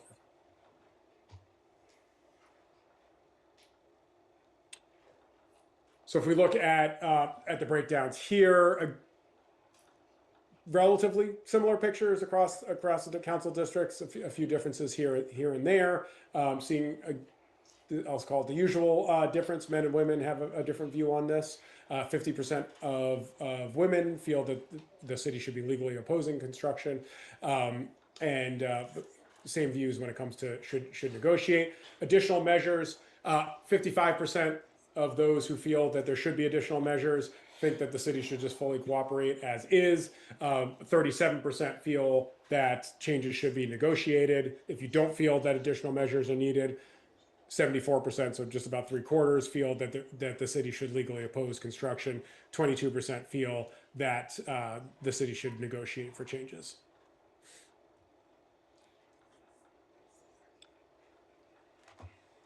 So just I'll call it a slight different visual of that data that we just walked through, and then you can kind of see with all residents we have differing views on what we should do. If you feel the border measures are needed, leans towards fully cooperating, although not too far behind is negotiation. And if you don't feel that border measures are needed, much stronger on the legally opposing the approach.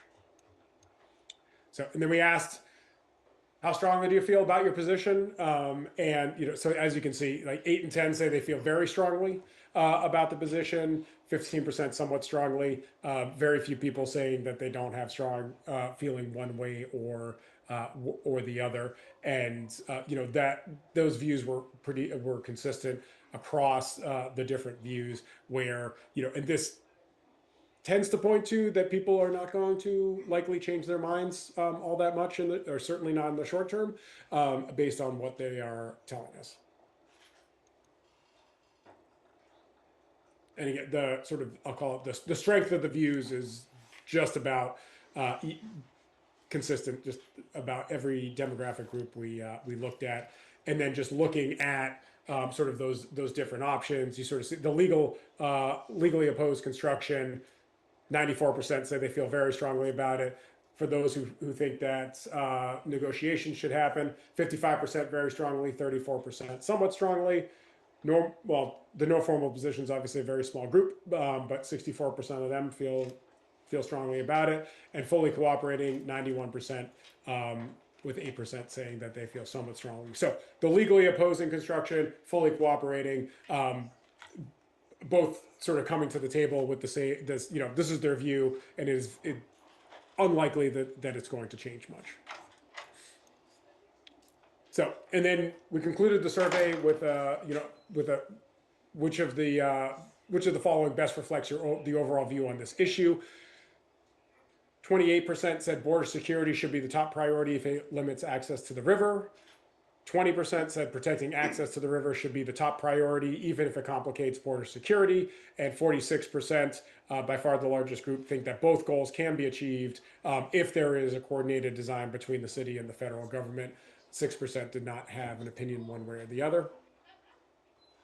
And then you can see, again, sort of our usual differences and similarities based on these groups when it came to this question.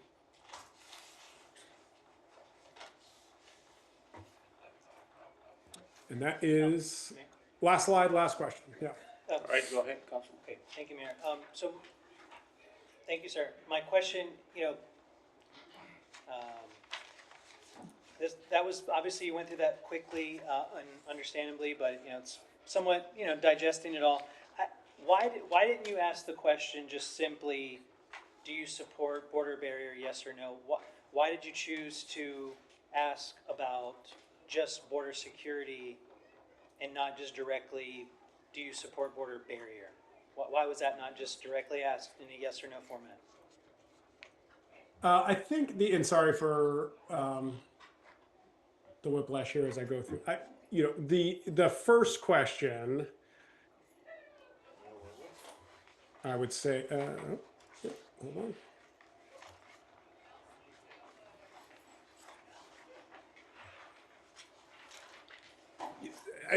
This was designed to sort of elicit a response on that, right? Just do you feel additional border security measures are needed in the Laredo area? Yes or no? And then we use that view to look at the different breaks in the data throughout the survey. But I would say that this is a representation of that question. Okay, I do not think this is a representation of that question, because there's lots of different ways, as you've outlined, to have border security, but the most, the biggest question, and I think we all would probably know some of these results based on common sense, gut feeling in the community, but I feel the question, well, first of all, I wasn't necessarily in support of doing the survey after the fact that it happened, but nonetheless, we have the results, and it's nice to have. But I think the fundamental question is, do you support a physical border barrier? Because most people agree that some additional security measures are welcomed, but it's just the question is revolving around physical fencing, bollard wall, etc. So the very first question coming out of the gate is, do you support border security? I mean, that's not, for me, I don't think that's the fundamental question that we were trying to get asked.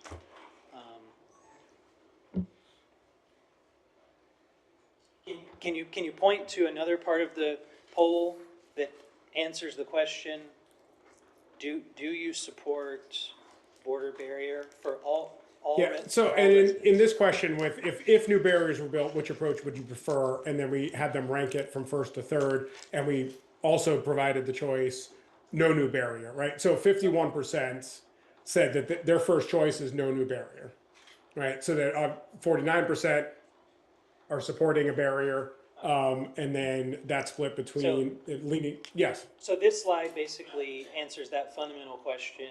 It's asked to all the residents.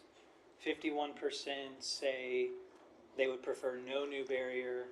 30% say they'd like a dual-purpose flood wall approach, and then 19% only 19% would like a traditional steel or concrete wall. I feel like this is the slide that sums up, and I'm saying this just to say it out loud for myself, for my colleagues, for the public. For me, anyway, this was the slide that answers the main question at hand. But thank you. Yeah. Any other questions? Mayor, may I? Go ahead. So, thank you, Mr. Henkin. I think the inherent problem with the survey is that 715 interviews were conducted in a city that has over 150,000 registered voters. That represents, if I'm reading my decimals correctly, 0.005% that responded. And I think then, while we all appreciate the information, and even at that small percentage, we see that our residents do not believe in a border barrier.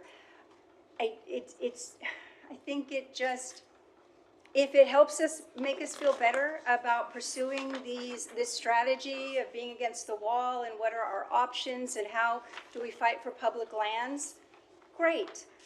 But as far as being statistically significant in impacting what our decision should be, I don't find it particularly useful. I feel that we are back to square one in that we see the threat to city public lands.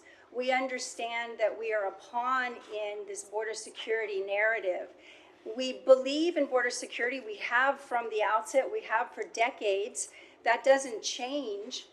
And we are facing down a threat of seizure of public lands that will impact our identity, will impact our property values, and will cause great risk to the lives that live here in Laredo, especially along those riverside neighborhoods that we're going to have devastating flooding impacts, and also our sister city in Nuevo Laredo. For many of us have family ties, and we have a long tradition of cooperation and collaboration, and we are showing them such disrespect by putting their lives in danger from, again, what our reality is because of our location. Our location makes us the #1 port in the Western Hemisphere, but our location also dictates that we have to be very careful with the river. It is our only source of drinking water, and it is not easy to find a secondary source, as we have found out. And also, logistically, we are the powerhouse because of our location, and those relationships with Mexico matter. It is why we are the #1 port in the Western Hemisphere. So I don't feel that we are any farther along the road. I appreciate the information with the DC meetings. And I'm grateful that the survey, and especially District 3, thank you District 3 residents for responding so rightfully in your comments. But this exercise, and excuse me, Mr. Henkin, I just feel that the money could have been better spent with our legal strategy and getting geomorphology and our hydrology experts on board so we can begin to define those impacts. So we can make the argument that because of our location, we must be treated differently. Not just because of the economic impacts, because of the risk to human life and quality of life now and in our future. And there was I will ask, what was the total cost of the survey, Mr. Neb? Mayor, it was $34,000. Again, I think money much better spent on getting the hydrology Order, please. and geomorphology studies. If I may ask Mr. Henkin to explain sampling sizes and statistics, because it's a relatively small group that responded, but statistically, and we saw that from the poll to the survey as well too, is that the general consensus is exactly what we believe it was there.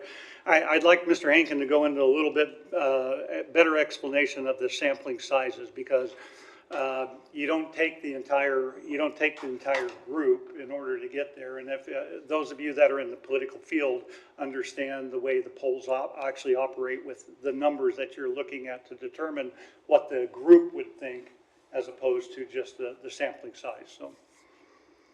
Yeah, absolutely. So for the representative sample for the poll, it was 715 completed interviews. And so just as a frame of reference, when national surveys are conducted, whether it's, the New York Times, Wall Street Journal, what have you, surveys that are considered sort of quote unquote the gold standard, right? They're doing a national survey typically of 1,000 residents. And that is according to all statisticians, all best practices. That is considered the best threshold. You can always go more, but you're not gaining much by going more than 1,000, and that's nationwide for a country of over 300 million people. So, obviously Laredo much smaller than the country, but given the population size and the number of completes that we did, as I alluded to earlier, the margin of error is 3.67. And what that means is, statistically, if we did this survey 100 times, 95 of the 100 times, the results would come back within 3.7 points of each other, right? It'll be slightly different every time. And then again, like, this is a very low margin of error. And the statistical approach is using all of the best practices and also the methodologies that are available to us. So for representing the views of the residents, we certainly will stand by the results here and the methodology used. On the public survey, this is a little bit smaller, 249. This was just publicly available, so we can't control for who's taking the survey, in the sense that, if it's proportional to the city as a whole. So the city has a certain number of men, a certain number of women who are over the age of 18. They live in various places across the city. With an open survey like this, we can't control up front for having that proportional representative sample, but we wanted to give everyone the opportunity to express their ideas and their thoughts, even if they weren't included in the public in the representative poll. So that's why this was set up 249. The margin of error is much higher because we have a much lower number of people, less than half of what we have in the representative survey. So the margin of error is much higher. And then typically, if we'd only done this, big grain of salt in sort of the results, both the margin of error and also knowing that this is sort of a self-selecting audience is how it's typically described. But also, as mentioned, the results were not actually all that much different between the two. And then certainly, I'll say, backs up the results that we're seeing in the representative poll, in that, when folks were given the opportunity to express their views, we saw very similar results. Yes, go ahead. And thank you. And I was going to ask to the gentleman, his last name again? No. Mr. Hankin. Mr. Hank, yeah. So, and this is just out of curiosity, because you do these all over the country. I'm imagining, did you find that polling, because you did a multimodal poll, which includes online texting, calling, and a variety of ways, which is pretty much the only way to do a real poll in 2026, because of where people are, getting contacted in so many different varieties. It's not picking up, less people are picking up the phone these days. So did you find it, any insights on the city of Laredo, Webb County, as far as the difficulty of polling, let's say a border community that's, we have language barriers. Were there any extra steps or barriers you had to go through to conduct this poll? Extra steps in that, obviously, we wanted to ensure that as many folks as possible could take the survey. So we had the public survey, but then ensuring that, language was not going to be an issue. So the survey was presented in both English and Spanish, and that was true for whether you clicked into the survey, whether you got a phone call. For the live callers, every caller who was doing the survey was bilingual and able to conduct the interview in either Spanish or English.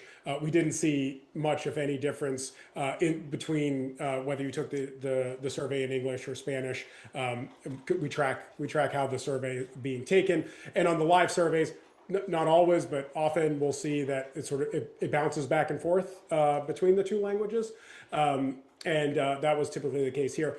In broad terms, I would say that we can tell if we're calling into an area that gets a lot of phone calls, a lot of, whether it's surveys, fundraising calls, things like that. I would put Laredo in the category of it clearly does not get a ton of calls, because we saw a much higher engagement rate, more people answering the phone than we see in a lot of cities nationwide and in Texas. So that was definitely apparent as we were making the calls and sending out the texts. Interesting. Thank you. All right. Any other questions? Mayor, I do want to just make one correction, and then if we can go into a closed session to talk with Jackson Walker. All right. The amount for the survey itself, because it would have been more expensive if we did phone only, but because we allowed for the online portion as well too, it was $29,400. So it was a little bit less than what I had told you just brief here, so. Mayor, Go ahead. I have another public comment, and I think it's a question. This isn't necessarily directed at you, Mr. Henkin, but I appreciate you being here. In the framework that was presented, the border security framework, and when you reported the CBP security approach, the Custom and Border Protection security approach, a key point that you made was that they don't consider physical barriers as the only layer of border protection, right? That they believe that all barriers, I guess, can be traversed, and so it's just detected to slow down movement. Well, on a tour with several Texas House representatives this week that Representative McLaughlin put together, so that Austin representatives or people all over the state who don't really know what our border is, don't know what our port activity is, he wanted to show that to them, so he brought them down. And Border Patrol then gave them a tour of our border, and I was able to attend just a piece of that.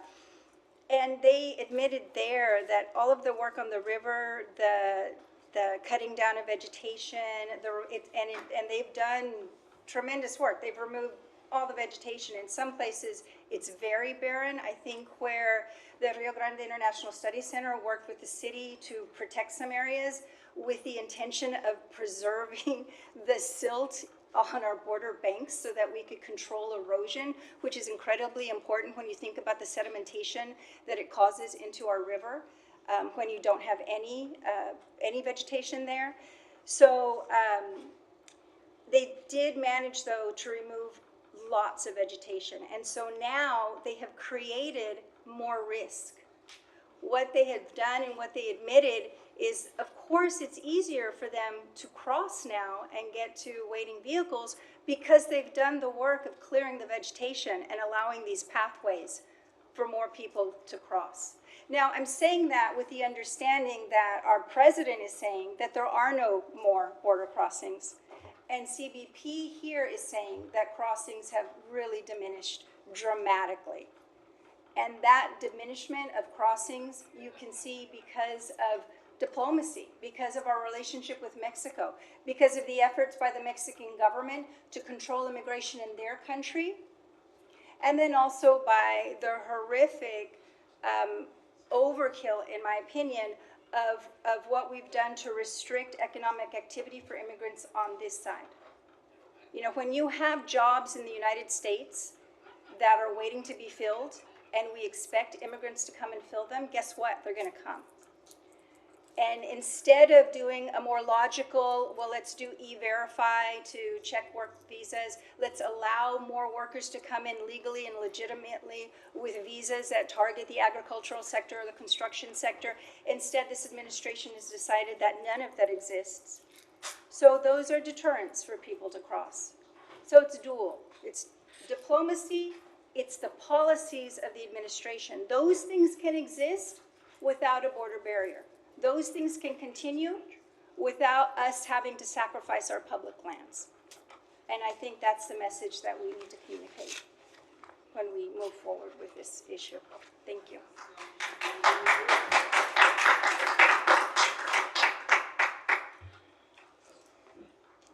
All right.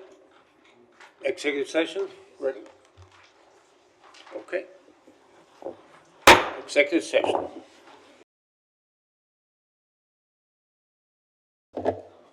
Back to regular session.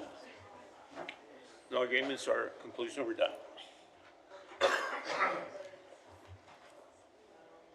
All right, Mayor, we're going to go to the second item, and we'll go through the second item fairly quickly. Of course, we provided you with the Laredo International Bridge Rate Study System, and so really quickly, let me cover a couple of the points on this, and then I'm going to turn it over to Finance to go through the report. Our goal with for delivering the report to you and why it's coming to the City Council is that we want the document to be reviewed by the City Council prior to going to the port of entry. So the next step from here, and we did bring, we actually brought copies for the port of entry if they were able to attend and stay for this conversation. But we'll get that to them, and then we will do the same type of presentation with them as well too. But the toll rate study, we started this back. We were talking about it all the way through the budget from last year that we needed to look at it. What we did within that is it's not a routine rate adjustment. It's not just making some adjustments to the numbers. It is a system-wide policy-based review. We focused on the sustainability, the fairness, and the long-term stewardship. There were three big questions that we asked ourselves. Is the bridge system financially sustainable long-term? Does the current flow of funds, the fund structure, actually reflect today's realities, and are costs being allocated fairly between the local taxpayers and the bridge users? Within the system performance snapshot, just so you know, we are the nation's leading port of entry. We have over 16 million annual crossings a year. Traffic stability despite global trade volatility. So when the tariffs and everything happen, we see small downturns, but nothing very extreme. We see ourselves as very stable. And we have strong operational and financial performance. We're fully compliant with Resolution 98-R-164. That is the one that actually says 50% of the toll revenue will stay with the bridge, 50% will go with the general fund. The operations and the maintenance are fully funded in the bridge operations. All debt service obligations are met, and of course our required reserves are consistently maintained. But I also want to address that the compliance versus policy alignment, while the resolution when we adopted it in '98 was under a lot of different conditions. Compliance was achieved every year, but does the policy really reflect today's current service demands and cost structure? So we went into that, looking into the bridge rate study within that, because compliance versus policy are two different things. Central finding, and I wanted to make sure I said this as well too, is that over the years, the general fund has been subsidizing the bridge system. Everybody has always assumed that the bridge is subsidizing out the general fund, but it is actually reversed, because when you look at the services of police, fire, streets and traffic, those are our big general fund services. They are influenced by the bridges because of all of that traffic and all this stuff that is crossing there, all the infrastructure.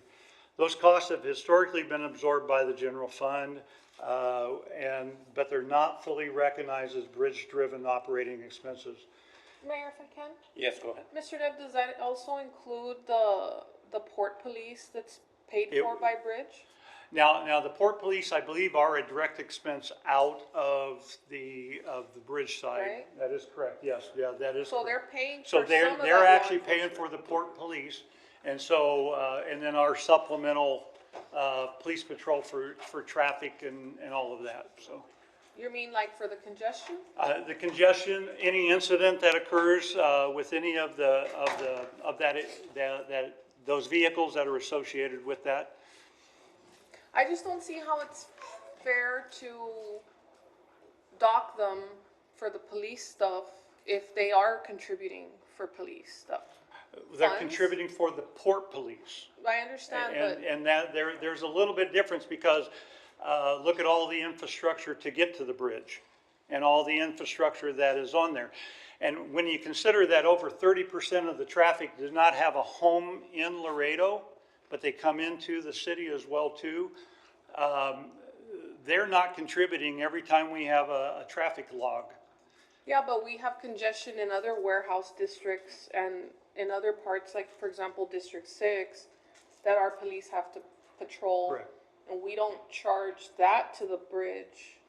Are we charging that expense also to the bridge? No, not the full charge. It's not that. What I'm trying to say though is that I would not have to have a police department the size that we have and to the capacity that we have. I would not have to have a fire department that does that. I would not have to have a transportation system the size of what we have if it wasn't for the influences of the bridge on that because of the 16 million crossings. But couldn't we also argue that it's from the warehouse growth, and so in that regard, shouldn't we be Yes. looking at impact Yeah. fees that are, I mean, because it seems unfair to dock Yeah. them, right? I mean, I understand the traffic, and believe me, I'm out there at District 7, I get it, but it doesn't seem fair to charge Bridge for the congestion or for the police to respond to congestion when it's coming from warehouse. What I'm saying is traffic. proportional share. But what I'm also saying is that, yes, we have the ability to put assessments on every property owner in the city, including the warehouse district. We can do impact fees. We can do a lot of different things there. But I also said that 30% of that traffic doesn't come from here. It doesn't start and end here. It comes in through the town. So how is it fair that they get by cheaper than everybody that has a home in Laredo as well too? Well, So there is a balancing act within this process.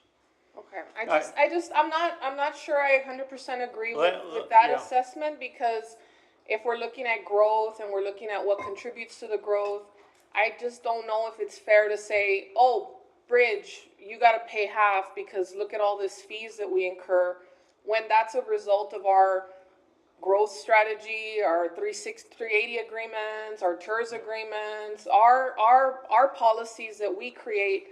It's like when we it's like when we approve development and then we blame TxDOT for congestion. It's like, it's not their fault. That's a result of our decisions. So it seems a little unfair to charge that to the bridge and say, well, because you have this bridge that everybody uses, it's, you gotta help us pay for these things, when I just don't think that's a holistic and fair assessment to charge it to them. I mean, I understand why we're doing it, and I understand the justification in terms of, well, you gotta help us pay for some of these expenses, but I just don't know if I 100% agree with it. They should be paying for it, because it seems like. What I want to make sure that we show you in this study is the proportional share. Enterprise funds should cover the cost of what that service does to us, whether it be water, sewer, and that's all we're asking for. I'm not saying that the bridge should be subsidizing the general fund. I am saying that because of our decision-making, our structure and everything, the general fund has been subsidizing out some of these bridge expenses. That's what I'm saying. And what we're trying to say is that within this study, we're trying to right that ship for that purpose. And so, but I want to make sure that I get the information out to you, because we have the statistics, we have the data to show you why we consider it that way in order to get there. So, this is part of it right there as well too. Many of the bridge users do not contribute to property taxes or local assessments or the impact fees and such, yet they do rely heavily upon our infrastructure that comes through there. The toll revenue is often the only practical mechanism for that cost recovery. And I'm not saying that we need to offset it a different way, but I'm saying that we need to correct some of these deficiencies within there, whether it be directly related to decisions that the city has made over time. The data shows 16 million annual bridge crossings. There's over 228,000 locally registered vehicles. There's a conservative methodology that the finance will cover on that. 84% of the traffic-driven demand in police, fire, streets, and traffic are attributable to non-Webb County vehicles. So just be aware of that when we explain that data to you. General fund pays first. This is the way it works. The general fund pays out for these bridge-related services. The toll revenues are applied through that 50-50 match. It makes the subsidy less visible too. So one of the other things that we're trying to do within the study is to show that how those expenses come. And going back to Councilmember Perez, exactly what you're talking about. And I've heard it from the industry as well too. We understand justifiable expenses. And that's what we're trying to do, is show that justification for why we are looking at things a certain way. And it creates an imbalance as the traffic volumes increase. You know, we have one of the most technology advanced bridge systems out there, and that cost has to be accounted for as well too. It's not inexpensive to run things a certain way, and so we want to make sure that it all matches up. So our recommended policy within this is recognizing a proportional share of the general fund expenses as a true operating, apply this before the 50% general fund, and improving the transparency and alignment with the enterprise fund principles. Just really quickly on the toll rates, the restoration, not the expansion, and that's why I wanted to make sure you understand that this study is a more in-depth study than we would have got if we just looked at comparables. We did look at comparables, we looked at every bridge, we looked at every process, but this is about setting ourselves up so that we can move forward. The rates have unchanged for many years. We'll show you that within the study. The real value eroded because we don't do rate increases on a regular basis. When inflation goes up higher, we don't adjust that way to the industry, but that costs the city more in order to cover the same cost of that service. The proposed adjustments primarily restore the purchasing power, and then of course it supports known capital and debt obligations. We're getting ready to expand the World Trade Bridge and the Columbia Bridge. It's $150 million for that. There's $225 million worth of capital improvements we have identified today within the bridge system, including the expansions of the bridges, that we need to account for within our toll structure. We are presenting to you a phased and predictable approach. It'll be laid out in a multi-year implementation rather than a one-time, one size, because one of the things that we learned through the bond referendums and everything is that we want to make sure that we are moving slow enough for the industry to keep up with this as well too. We understand exactly how they set up their contracts. We understand all that. There's some big contracts that happen in March and big contracts that happen in September. And so depending on what those contracts are for the industry. So their first question is that please give us a heads up on that, and that's why we're presenting in the way we are.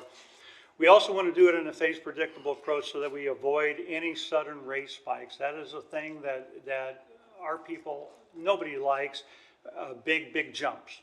And so the idea is trying to do the phased approach is to try to build it in slowly.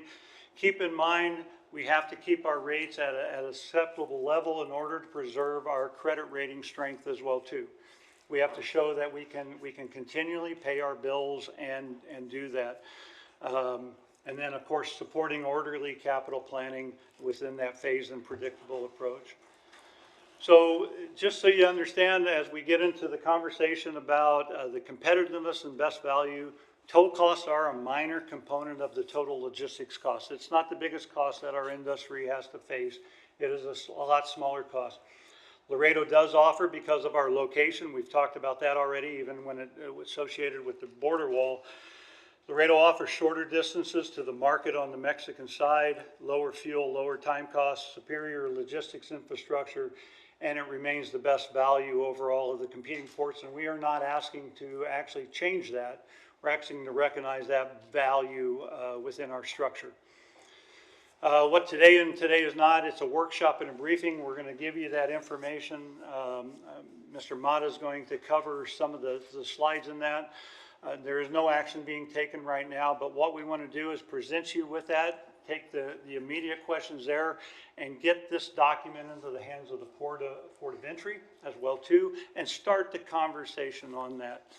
I will say that for a sense of urgency, just so everybody's aware, I mentioned March being a very important time frame for the part of the industry.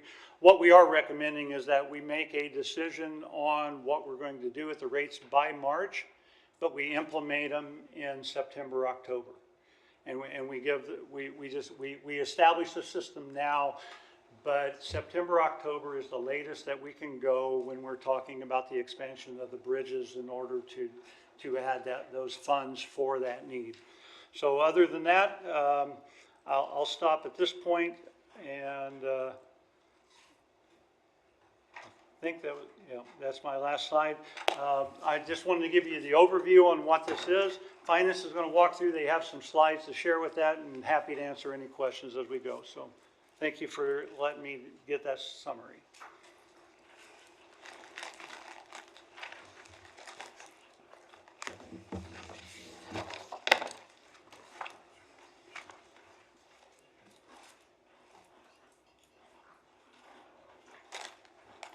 Who's driving?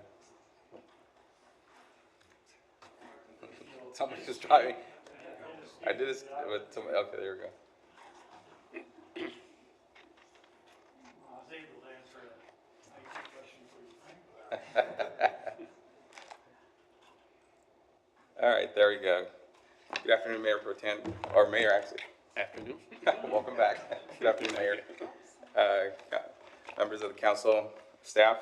My name is Francisco Mata. For the record, I am the Director of Finance, and I'm here to walk you through, give you a synopsis on the bridge study.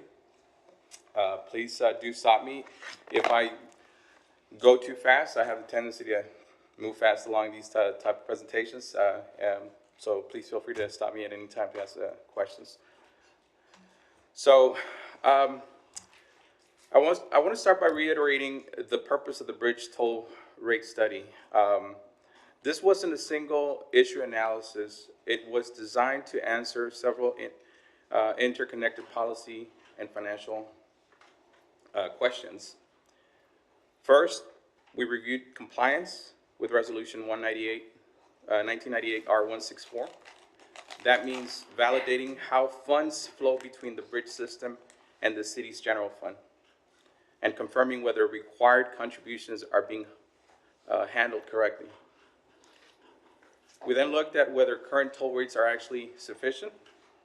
Specifically, can they cover operations, maintenance, and existing debt service without creating a structural shortfall? Another key focus was the required 50% transfer to the general fund. We evaluated whether the level of contributions is proportionate to the road demand bridge traffic places on police, fire, streets, and traffic services. We also assessed alignment with the city's fiscal policies. The question here is whether the bridge supports long-term sustainability and protects the city's credit and financial integrity. Beyond today's rate, the study establishes a framework for future toll decisions.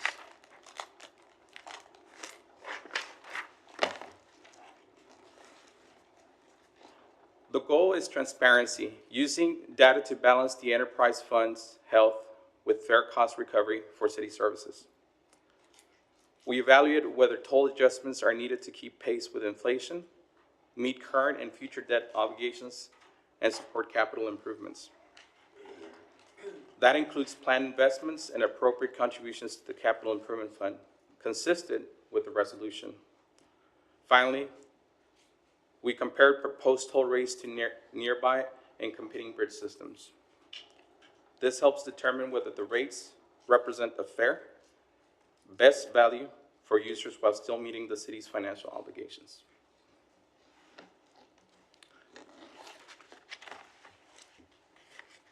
Now, before getting into the findings, I want to briefly explain what we studied and how we approached the analysis.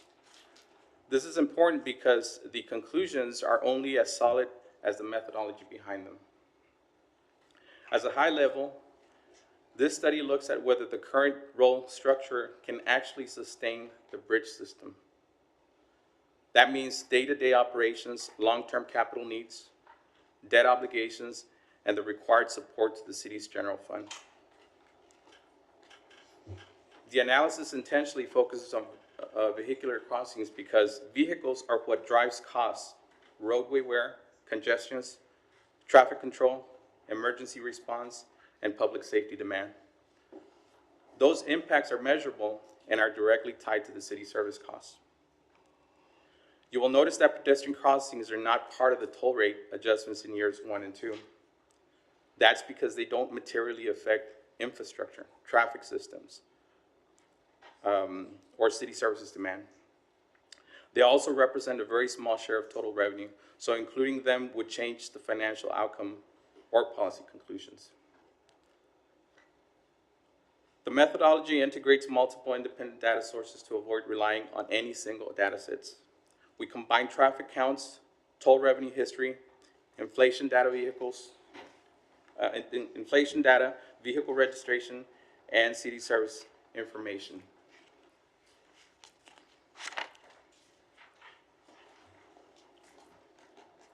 The analysis is based on on data sets spanning between 2019 and 2025 periods. That gave us enough history to identify trends while still reflecting current operating conditions. I went back. Yeah. We analyzed traffic and revenue trends to understand performance over time and tested alternative toll scenarios. We then allocated city service costs proportionately based on vehicle volumes, not population or pedestrian activity. Scenarios and sensitivity testings were used to see how changes in traffic or tolls affect long-term sustainability. Best value policy lens. Finally, we looked at toll rates in the context of peer bridge systems. The goal wasn't just revenue generation, it was determining whether the rates reflect fair value while maintaining fiscal responsibility. Where future conditions are uncertain, we use conservative, clearly documented assumptions. Sensitivity testing lets us see how the results shift if conditions don't play out exactly as expected. With that context in mind, I'm going to go ahead and now walk you through what the analysis shows and how it informs potential toll rate adjustments.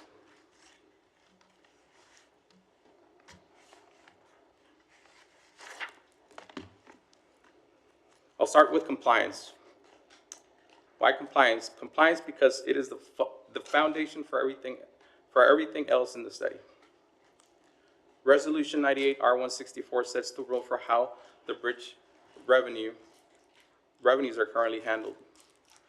This resolution was adopted back in 1998 to ensure the city met all bond financing requirements. It was tied to the Bridge 4 financing plan. In short, it protects bondholders and the city's financial credibility with rating agencies. The resolution limits general fund transfers to no more than 50% of toll receipts.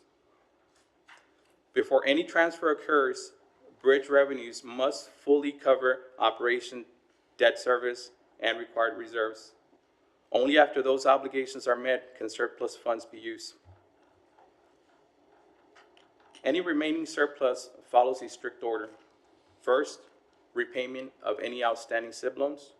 Second, maintaining a 15% operating fund balance. And finally, any remaining fund goes towards capital improvements. Now, this next slide illustrates our compliance analysis. We reviewed compliance over a 5-year period from fiscal year 2021 through 2025. Each year was evaluated against the resolution's requirements. Across all 5 years, as you can observe, the city met every flow fund requirements. Operation, debt service, and reserves were fully funded each year. General fund transfer stayed below the 50% or at 50% cap. The required 50% operating fund balance, as you can see, was maintained throughout the entire period. After all obligations were met, surplus revenues were appropriately directed to capital improvement projects. Mayor, Yes? Yes, we got a question. Mr. Mata, on the 23-24 actual expense, you have almost $26 million, and then in the FY 24-25 actual expense, it was down to 21.5. Yes, ma'am. That's a significant discrepancy or change, No, no, I should say? that's a significant change, yes. How did that happen? Fiscal discipline. I'm sorry, sir? Fiscal discipline.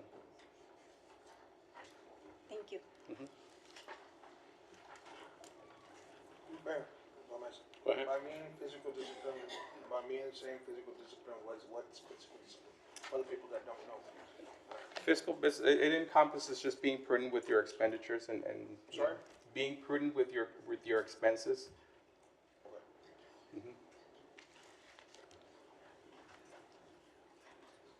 So the take here is straightforward. The city's financial practice fully aligns with Resolution 98 R164. Based on this review, the city is in full compliance for fiscal years 22, 21 through all the way to 2025. All the boxes checked. So with compliance confirmed, I'll now move into how the toll rates perform in terms of sufficiency and long-term sustainability.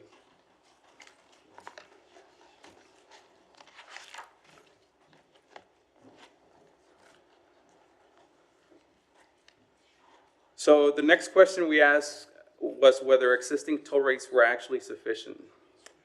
This review covers fiscal years 2021 through 2025. We evaluated whether toll revenues were enough to cover operations, maintenance, and debt service. That includes routine costs, major maintenance, and annual debt obligations. Now, it is important to know that toll rates were unchanged during this period. Non-commercial rates haven't changed since 2013, and commercial rates since 2017. This assessment tests whether the system could still perform under rising costs and inflation. During this time, Mayor, Go ahead. what was the past rates and what's the current rates? Or what's the current rates right now? the current rates is $1.75 per axle. I'm sorry, $1.75? It's I don't see it. I'm trying to find it. For non-commercial, yes. $1.75? $1.75 for non-commercial and $4.75 per axle for commercial.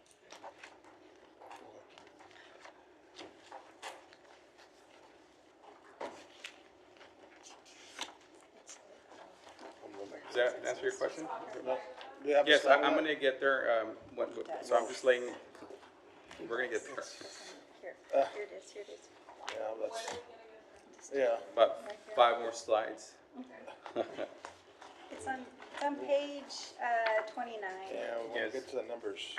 That's what, It's on page 29. It starts on page 29. That's when it starts doing the comparables. Correct. yeah. Yeah, we're trying to get to the numbers. We'll get there. So during this time, the system faced significant inflationary pressures. Personal maintenance and system-wide operating costs all increased. This was a real stress of the toll structure. The finding is clear: toll revenues remain adequate in every year reviewed. Now, despite the flat rates, revenues met or exceeded annual requirements. The primary reason why revenues held up was because of strong and resilient traffic volumes, as illustrated in this chart.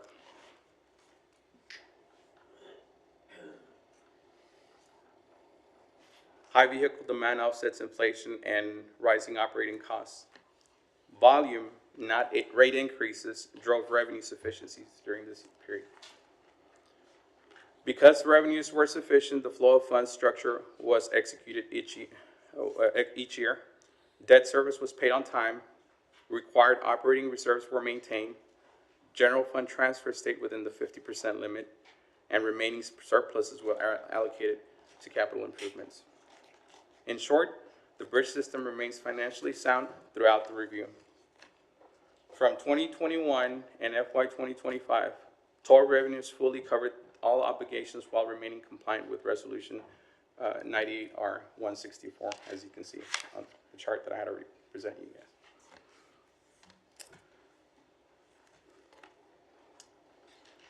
This next section applies the proportional share methodology that Mr. Nev had talked about as described earlier.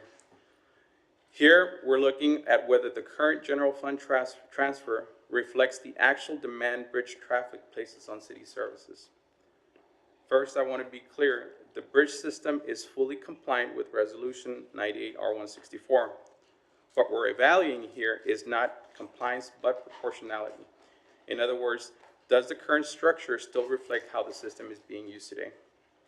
The analysis is based exclusively on vehicular traffic.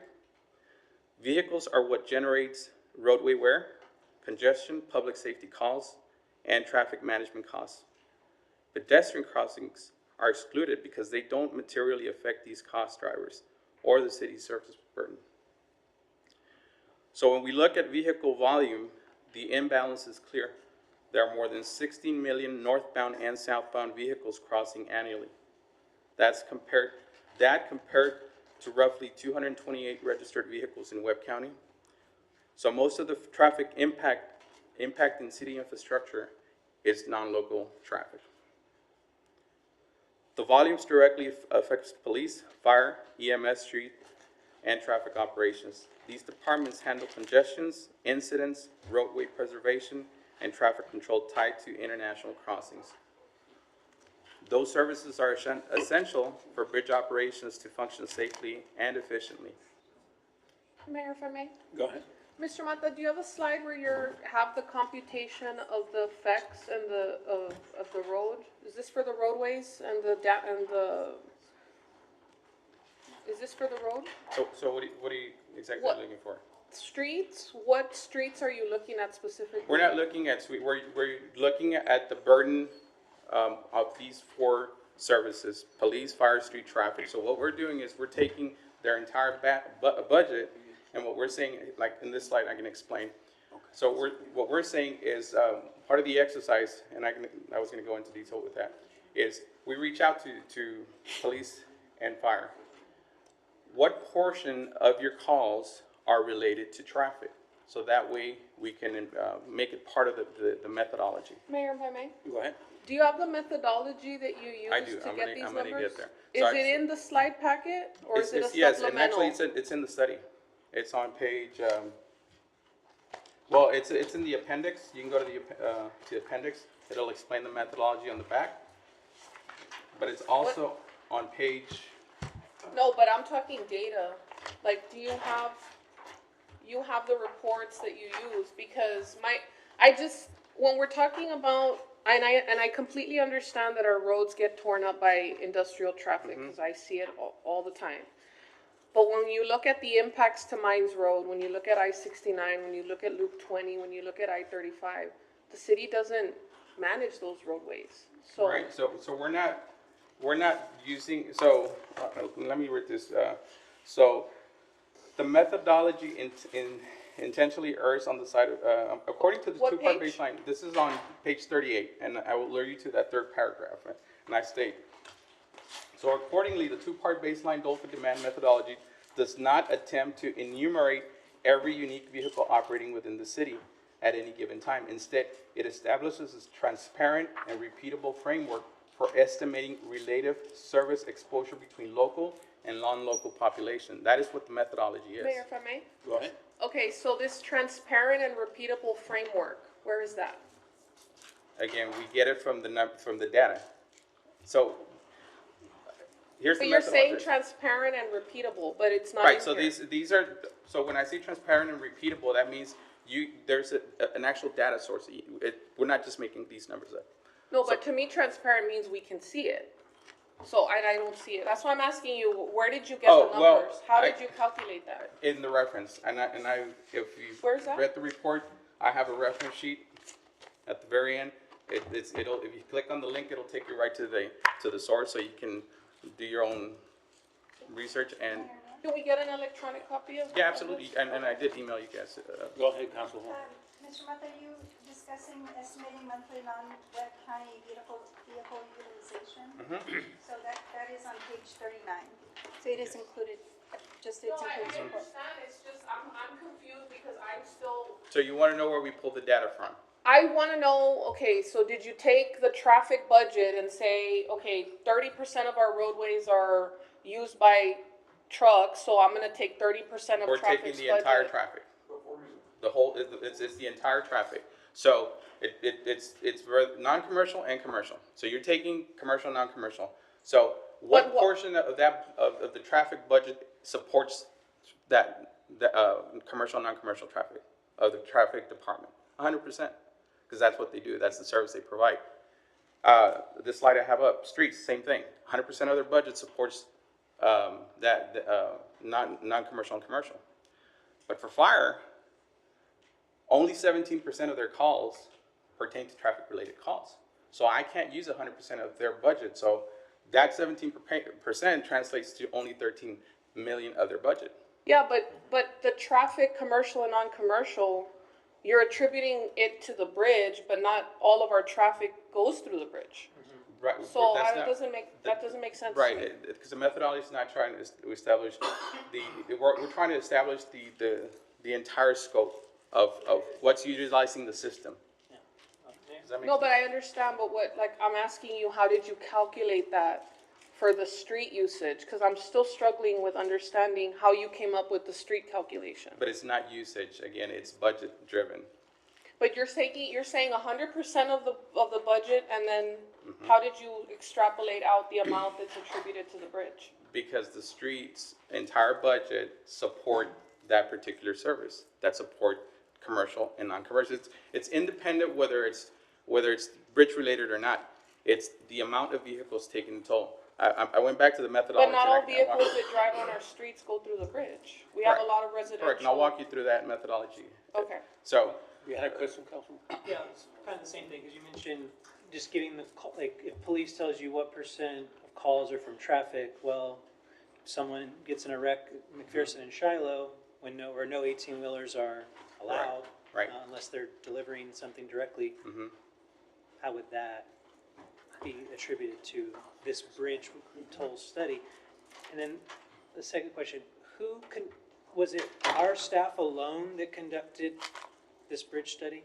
it was in collaboration with multiple departments. But it yes. was all in-house, right? Yes, it was all in-house. And that was this is kind of the thing with and slightly off topic, but the efficiency study that we were promised for a year, we got it, finding out that it ends up being completely in-house, mostly in paragraph form, and with no actual graphs or tables or numbers. This is a step up from that, but I was under the impression this was going to be, I know we have very capable people in-house, but at the same time, I thought we were going to get a more objective study from an outside firm, or not just relying on our own in-house staff. That's my just initial concerns. But I'm sorry if we interrupt your. No, that's okay. So if I can walk you through that methodology, then go ahead.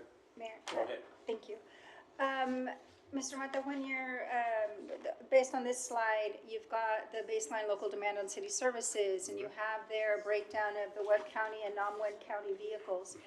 And the numbers, in my opinion, would imply that the usage of the streets of these non-local vehicles, and understanding that commercial vehicles, the impact of an 18-wheeler on a street is 5,000 or 4,000 times the impact of a passenger vehicle. Right. So just that basic demand and the overwhelming use of vehicles that are not local, in my mind, imply that traffic's budget has to support all of that. And the non-local usage just kind of overwhelms whatever local usage is happening. It doesn't need to necessarily be specific streets, because we understand there are residential streets that get potholes that need attention.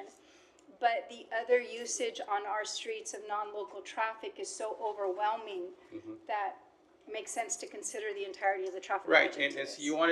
you want to consider the entire data set.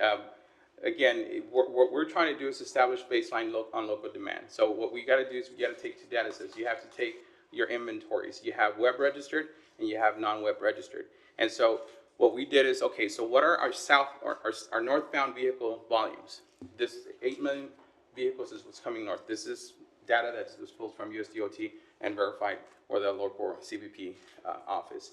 And then we take our southbound. We have those numbers and they get reported every month. So they're right in par. So you have a total of 16 million vehicles utilizing the bridge. Now, the average, you're about 1.34 million.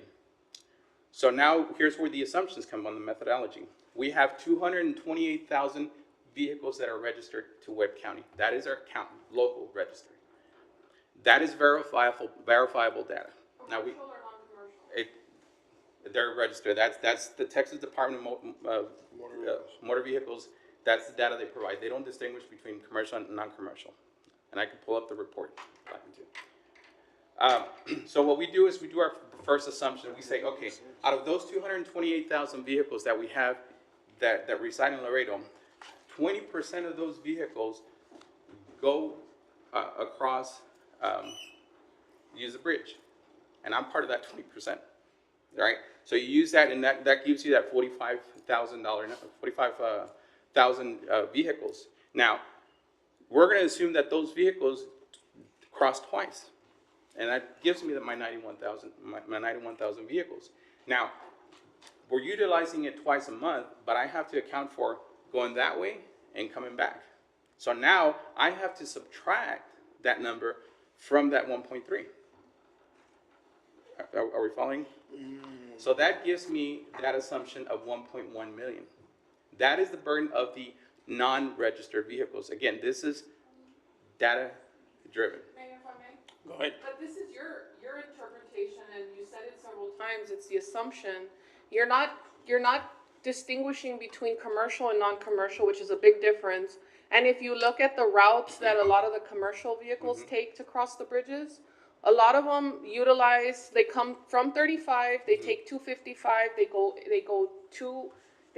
cross, and then they come back, take 255, go out. So they don't actually utilize any of our roadways. So how are you distinguishing the traffic that? Because we're looking at it entirely correct, and that's why I try to explain. It doesn't try to enumerate. It just tries to establish a baseline demand. No, I understand that. This is all statistical. Mr., I understand what you're doing, Yeah. but what I'm telling you is that this data is so generalized and it doesn't go really specific into all those nuances that encompass our port, that it's hard to say, oh, 20% are registered and they cross twice, and this is how much number we're gonna put on the wear and tear, and then we're gonna assume the rest of the wear and tear comes from the non-registered. And I get what you're trying to say, but what I'm saying is it doesn't make sense exactly in the way that the logistics work, because there's a lot more complexity to this than just this methodology here, is what I'm saying. So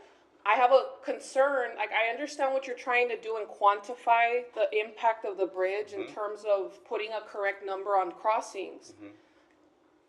Just say you want to raise tolls. Just say we need to raise tolls because inflation haven't kept up with inflation. We don't need to go through all of this to get to what your recommendation is.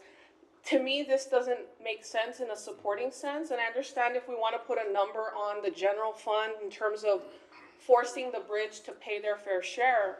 But when you look at MPO managed dollars, when you look at roadways that are managed by TxDOT, which is a big utilization, when you look at,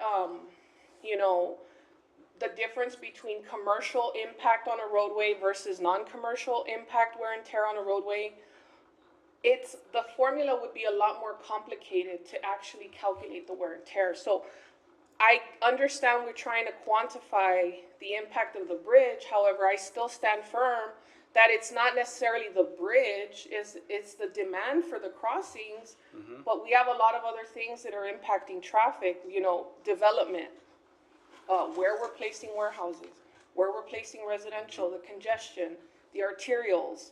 So I get what you're trying to tell us, but to me, I'm just not 100% understanding this methodology that you've utilized. that's where I'm coming from. So for me, it's just, I don't really agree 100%. Mayor, if I can jump in just a little bit as well too, but keep in mind that commercial traffic is not the only traffic that crosses the bridges either, right? 16 million crossings. We have 4 bridges, we have commercial, non-commercial, we have pedestrian traffic that crosses the bridge. When we get to the tail end of this thing, and maybe the easiest way I can tell you is that we wanted to make sure that we gave you this at the top of the funnel, and it's coming down to that.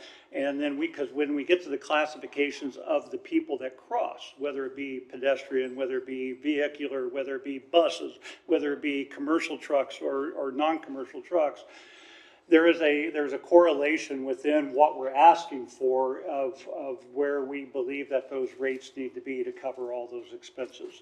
And so I think that's why we wanted to make sure that you have this background work within that information. And it's, I'm trying to figure out how to actually speed up the conversation a little bit and get, I guess we could pull the curtain back and just say, okay, and then we back it through there. But we want to make sure that, I truly believe that this study is a very comprehensive study done internally. Mayor, And, Mayor, go ahead. Mr. Ned, it would help if we could get these slides. Do we have these Yes, slides? ma'am. Yes, ma'am. Do we have these slides? I could get them for you guys. Well, that's what help, because we're given this bridge system with a bunch of text and some graphs, but this stuff wasn't Right, here. what you have in your hands is the actual study. Yeah, we sent that last week. Well, it would help if we had this stuff too. Okay.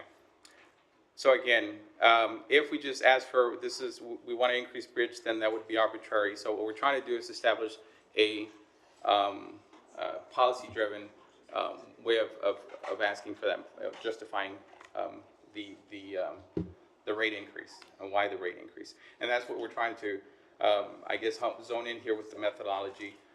Whether we agree with it or not, again, these assumptions are fair assumptions. Certainly when we go back with the Board of Entry, we can have that dialogue with them and say, all right, are these assumptions in line with your beliefs or what industry standards are? And that's why I highlighted them in yellow. 20%, I think it's a very conservative number. I'd like to argue it's probably less than that. The 20% of the 228,000 vehicles go to Mexico twice. It's very likely more. So, should I go more? Or? All right, so I'm going to speed it up for the sake of getting to the numbers. So current policy structure reflects past conditions. So recommendations is proportional sale of essential services should be incorporated into total revenue formula alongside operating expense. Calculations should occur prior to applying the 50% transfer cap, and we must align financial policy with measurable service demands, as I was saying. Why this matter? It prevents increasing transfers arbitrarily, establishes transparent data-informed baseline that prompts fairness, sustainability, and accurately assigns costs.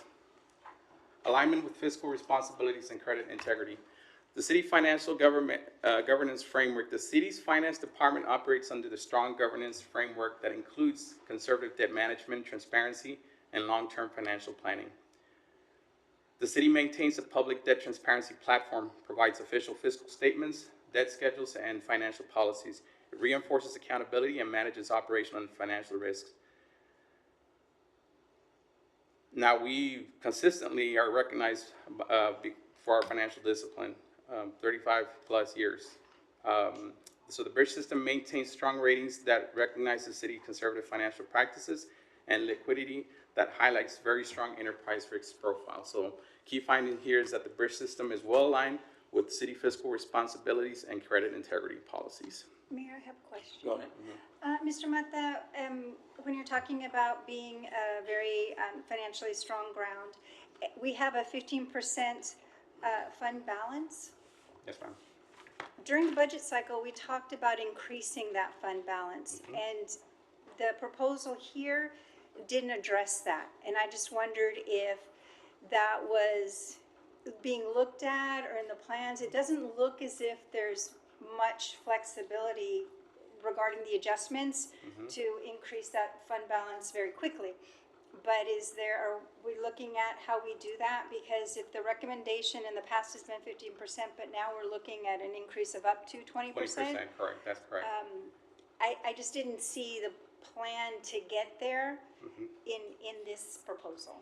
Yes, and we do have in the flow of funds, like I said, we did it in the flow of funds, right? So, and we have that chart, and we show that 20% consideration on it. Perfect, thank you. Okay. All right, policy-based framework for transparent data-informed toll decisions. The purpose of the framework, it protects long-term financial visibility on the bridge system, ensures fair and proportional recovery of city service costs, moves toll settings from reactive decisions to a consistent data-driven process. The objectives of the metrics drives decisions to toll decisions are guided by objective metrics. Each factor is measurable and transparent. The two-part portions share methodology that I had just walked you through separates local from non-local traffic, determines key assumptions, and determines proportional share. Again, do I need to? No. Okay, all right. So here's the proposed flow of funds. In the previous resolution, we take right off the bat from toll revenues, we take 50%. All right.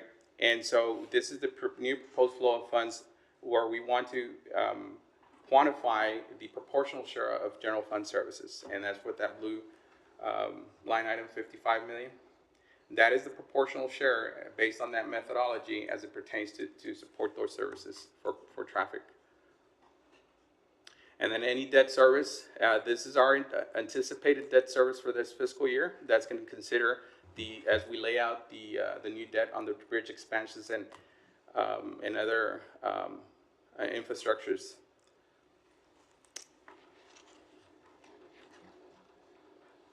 Toll rate adjustments. Current pressures on the system. Toll rates have remained unchanged while costs have continued to rise. Operations, maintenance, municipal service demands, and capital needs have well increased. Gaps have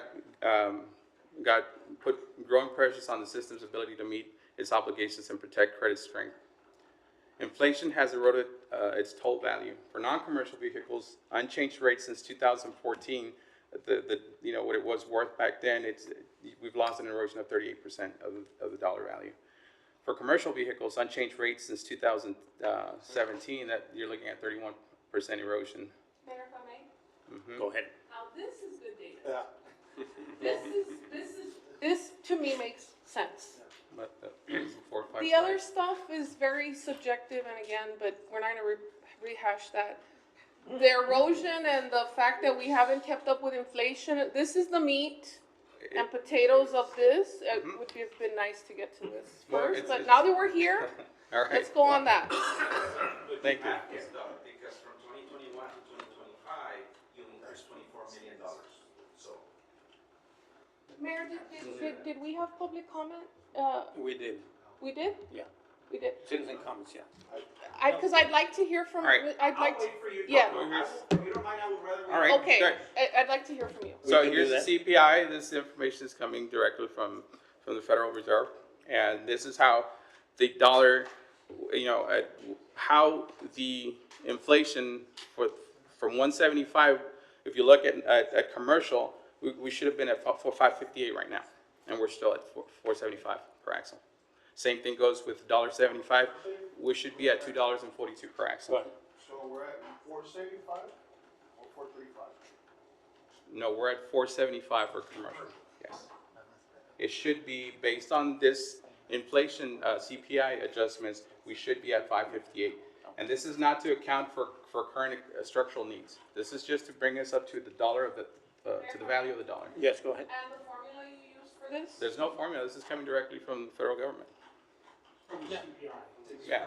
Okay, but wait. Well, Mayor, no, there has to be a formula you use. Go ahead. Mayor, so, Mr. Mata, when you Yes. say, you're saying the CPI inflation rate. Right. They is provide coming from they provide But the from percentage. starting from when? Starting from when? What, can you go back to From- the, okay. It's starting. The so top line is. the top line is from the commercial. last adjustment from commercial from back in 2017. Okay, so 2018, that was the last time that commercial was adjusted. Mm-hmm. And, okay, the bottom, 2014, the last time non-commercial was adjusted. So you're just saying you put in, what I believe you're saying is you put $4.35 into any online CPI adjustment tool, but you use the government's one, but it should all show roughly the same thing. So it's roughly 2.4% increase. So you just basically put in $4.35 in the year 2018, and then you put in $1.78 in the year 2014, and then you mapped out what, if we were to be increasing our bridge rate, our toll rate, based on inflation, this is what it would be. This is what it should if that be. would have been established in 2018. Correct. That's- Now, industry standards, the 242 would have been at 250 to round out to the next 25 cents. And at 558, I would argue, at 575. Okay, but again, Mayor, if I may? Yeah. So you did use a formula, right? You used the formula to Yes. get, So what you do is you take the current CPI rate and you multiply it and but you assume the 2.4 every year, or you use the actual? no, you use the actual inflation rate and you multiply it and then you get your figure, what the value of that is. And if you, again, when you go back this evening, you hit the link, it'll take you to that website to where you play with those numbers and it'll tell you what the value of the dollar is worth. I understand what you're saying, but it would be helpful here to see where these came from, right? Because it's like you said, transparent and all that, so it's. This came from the Federal Reserve Bank. Well, it would just be helpful for us Yeah, to have absolutely. that here. So what you're saying here is that if we had kept up with inflation, that would be the current rate, right? Mhm. And do you have comparisons on other bridge systems and also their rate increases over the years as well? I Like, don't did have they that. keep up with inflation when they raised their tolls, or did they keep their No. tolls steady? No, We didn't look at any of that? no, that's not what we're. Well, I think it would be helpful to see how other, We looked at the comparables. Well, we look at the history, but we did look at the comparable and more than what we were trying to establish is competition. Again, this is an enterprise. no, and I do we understand. compete? And that's Mayor, if I may, I understand what you're saying, right? What, understand the point of the survey, because, we talked about it extensively. What I'm asking is, if we're trying to justify keeping up with inflation, then it also would behoove us to look at our competition in the same lens and say, because we all are affected by the same inflation rate, right? So we say, okay, 2017, what was everybody's rate? 2018, what was everybody's rate? 2019, and did anybody adjust for inflation? And if they didn't, what was their adjustment? And then why didn't they adjust for inflation? Because for us to say that we should have kept up with inflation when the rest of the industry is not keeping up with inflation, it would be helpful to see that comparison, and we don't have that. I think that would have been more helpful than that whole other street wear and tear thing. Because if we're gonna make the, decision, which is gonna affect a lot of people, affect our trade and affect the industry, potentially affect demand and supply, and we're gonna go based on inflation, it would be helpful to see if the other ports are also, increasing on inflation or not, those before we ports, make that The decision. Port of Hidalgo doesn't, their web, they don't publish that information. And so we'd have to get on the phone and ask for that Well, I information. thought we were making we phone do- calls and Yeah. getting data. Yeah, we do track on, at the bridge, Mayor, if I may, we do track at the bridge, annual rates, and we try to balance those out, Right, so those we we do can have, put that yeah. information together. We didn't do it in this case, we did do the comparables as to where they're at now, because we were tracking exactly what will the industry pay. Correct. And Mayor? Yes. Okay, so if that was real, our actual inflation, I'm pretty sure it would be a lot higher. I'm pretty sure, it sounded like it was a 2.7% assumed inflation. No, it's not the assumed. actual inflation. It's actual inflation. Actual inflation would be Yes. quite a bit higher than that. I mean, we've all experienced inflation in our lives, and we all know that things have increased a lot more than that since 2018. So according to the Federal Reserve, 2018, it was a 2.4 inflation rate. Yeah, but there were periods of time where we had 7% Right, inflation the rates. 8% happened in 2022. Did you do that here? I had the slide, I can pull it up. I hid it, I didn't think it was relevant. I know, I don't, Yeah. I'm just I trying to. do offer it, it's in the report, that chart, it's on page 24. Mayor, Yes, go ahead. Are you gonna? Are you in finished? the slide, Mayor, in the slide, is Yeah, there, go is ahead. the comparable's gonna be in the slide, comparing Yes. to the Hidalgo To the, County, the- El yes. Paso County, Mhm. Maverick I can go to County? that slide right now if you want. Okay, well, All right, go ahead. I just wanted to make the point, because we're discussing CPI, it's the Consumer Price Index Right. for people who are listening. And that in the study, there is a chart of the Consumer Price Index on page 24. Correct. Of how that changed over time. And so you do get that 8% in 2022, as Mr. Mata was saying, and in the rates, if you can go back to the change in rates, you'll see that from, goes 469 to 507, and it may not look like a lot, but that really does represent a change from, you can see that it does spike a little bit as far as the change in price, right? It goes up more significantly than it has in the past and then after. So this doesn't show as dramatic a change because it's not looking at the actual consumer price index or inflation, but it is absorbing those cost changes in this chart. Mayor, if I may. Go ahead. Those are valid, this is valid data to consider, but again, I do think it would be helpful. I would like to see how the other ports have changed their rates over the years with inflation, with the same inflation considerations, to make sure that we don't just say, oh, we gotta keep up with inflation, we gotta start charging $5.58, when everybody else is like, $4.50, $4.75. That's not what the study is the scope of the study. The scope of the study is to establish the methodology, policy-driven decision making. It's a bridge rate study. Correct. Right? And we have to make a decision on whether or not we're gonna raise tolls or lower tolls or whatever, right? So, yeah, I understand you might not think it's relevant, but before I make that decision, I would like to see what the competition is doing, because supply and demand is very much a factor. Okay. So, for the sake of time, I will take you to what the competition is doing in numbers. So northbound traffic, as you can see, Laredo scored very high on their northbound. For 2025, we were at 8 million crossings going northbound, as opposed to Brownsville, which is 4.6, and Hidalgo, where FAR, McAllen fall under that port of the Hidalgo.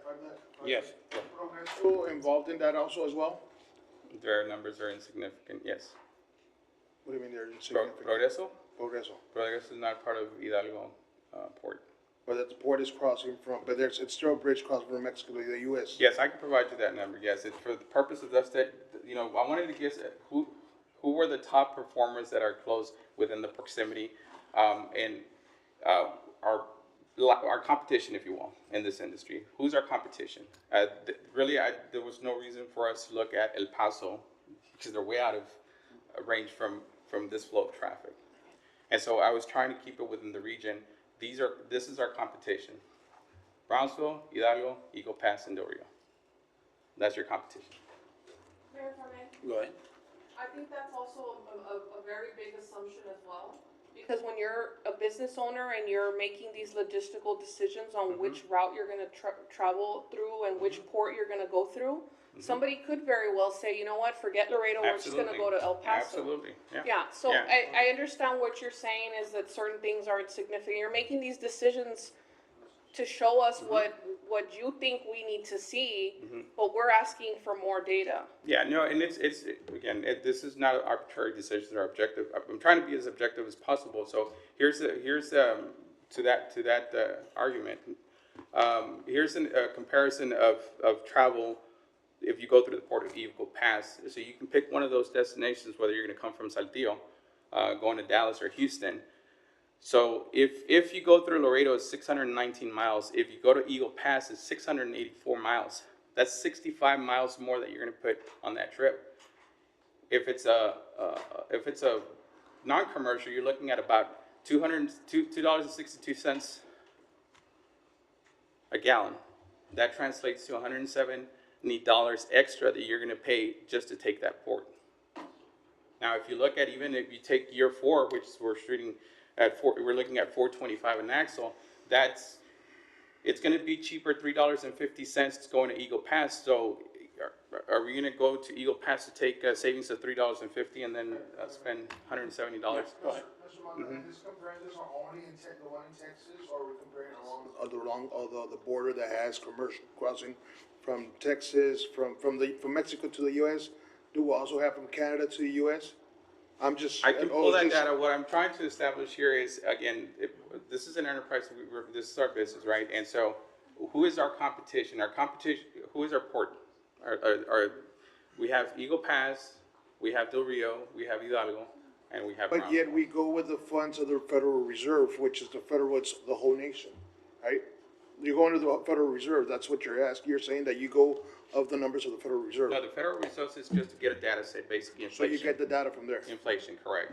And that's just to make But assumptions of what the inflation but that's inspired from from everything from crossing from the US to Canada, or from, from Mexico to Texas, from New Mexico to Mexico as well, and California to the US, right? I'm not sure I'm following. So the Federal Reserve only accounts for CPI. Inflation has nothing to do with number I of was just- crossings. Yeah, yes.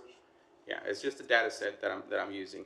But as I can show, I took the major routes, whether you're coming out of Aguascalientes, whether you're coming through Guadalajara, and I took the main hubs of where most of the commerce is coming from in Mexico.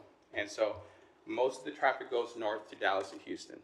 So those are your competitors, whether you're going to do non-commercial, commercial, or you're going to do commercial. If you're going to do commercial, according to AAA, fuel prices around Texas, they were at 306 for 2024. And so, again, if you take year 4 at $5, with that far is charging right now, and we're going to bump it up to $27.50, that's a $10.25. That's far is going to be cheaper if you go through San Luis to Dallas. But if you go to Dallas, coming from San Luis, you're going to add $208 to your trip. So, again, the logic here is, am I going to deviate add that $208 extra in fuel, and not to mention the wear and tear and time, to save $10.25? Go ahead. I understand what you're saying, Mr. Mata, on that one, but I mean, you kind of just made the case not to come through Laredo on 3 different scenarios here. Okay. And showing a savings to go through another port. I don't really understand the purpose of this slide too much. I get the assumptions and everything which you're trying to show us. But again, for me, it would be more in line with looking at what all the other ports are charging and comparing that, because really this whole calculations is all subjective, and it depends on how many trucks they cross and whether or not it's going to save them time and all these things. And these are business decisions that business owners are going to make. FAR is charging $5. That's data that I pulled from FAR. And from the port. you have that? Yeah, we do. I do. Okay. And it's stated there. This is these are not assumptions. These are actual numbers. I kept FAR at $5 across the board. I didn't progressively increase. The average price is, and the fuel price and the miles and all that, those are The average assumptions, prices 'cause are it's assumptions. average. They're not assumptions. Those are numbers coming in from AAA. Yeah, but averages, I mean, they vary, right? It's an estimate. It's an Correct. estimate. Fuel changes. Yes, fuel changes. Go ahead. Just estimate. So looking at this particular slide, right now, we are $4 about, $3.50 maybe, lower than FAR Correct. currently. Mm-hmm. And at year 4, we will be $10.25 higher. Mm-hmm.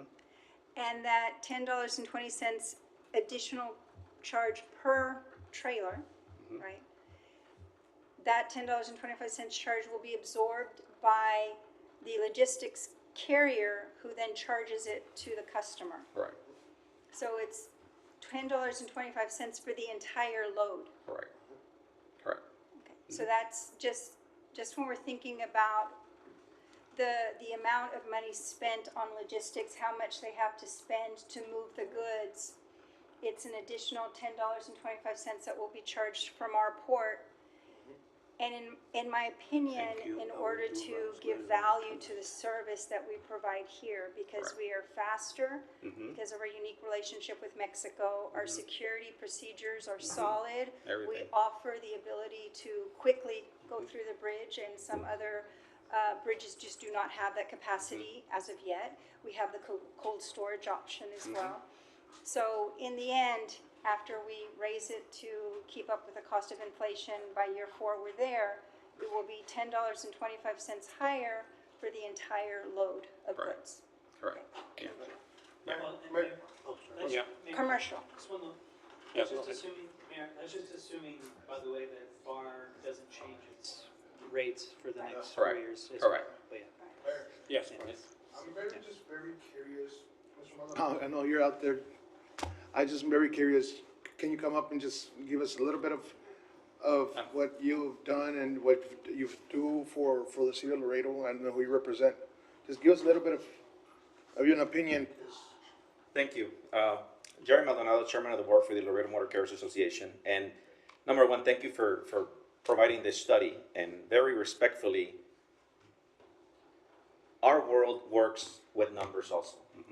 And the way our world works is we charge a rate per mile. The national average rate that we should be charging for every mile, depending on the type of equipment that you haul, whether it's a dry van, flatbed, step deck, lowboy, reefer trailer, it's anywhere between $2.24 all the way to $2.43 a mile. And I can break down where every one of those pennies goes to. That is our job as managing companies. 2% off the bat goes for insurance. Anywhere between 45 to 65 cents of that goes to driver pay. 58 cents of that goes to fuel, and so on and so forth. So, with that being said, every penny that is formulated into the way we quote the business for our customers, it goes somewhere, right? And the higher volumes that you see today from 2021 to 2025, that already, respectfully, is an increase. $24 million more have been collected by the bridge system, which is good.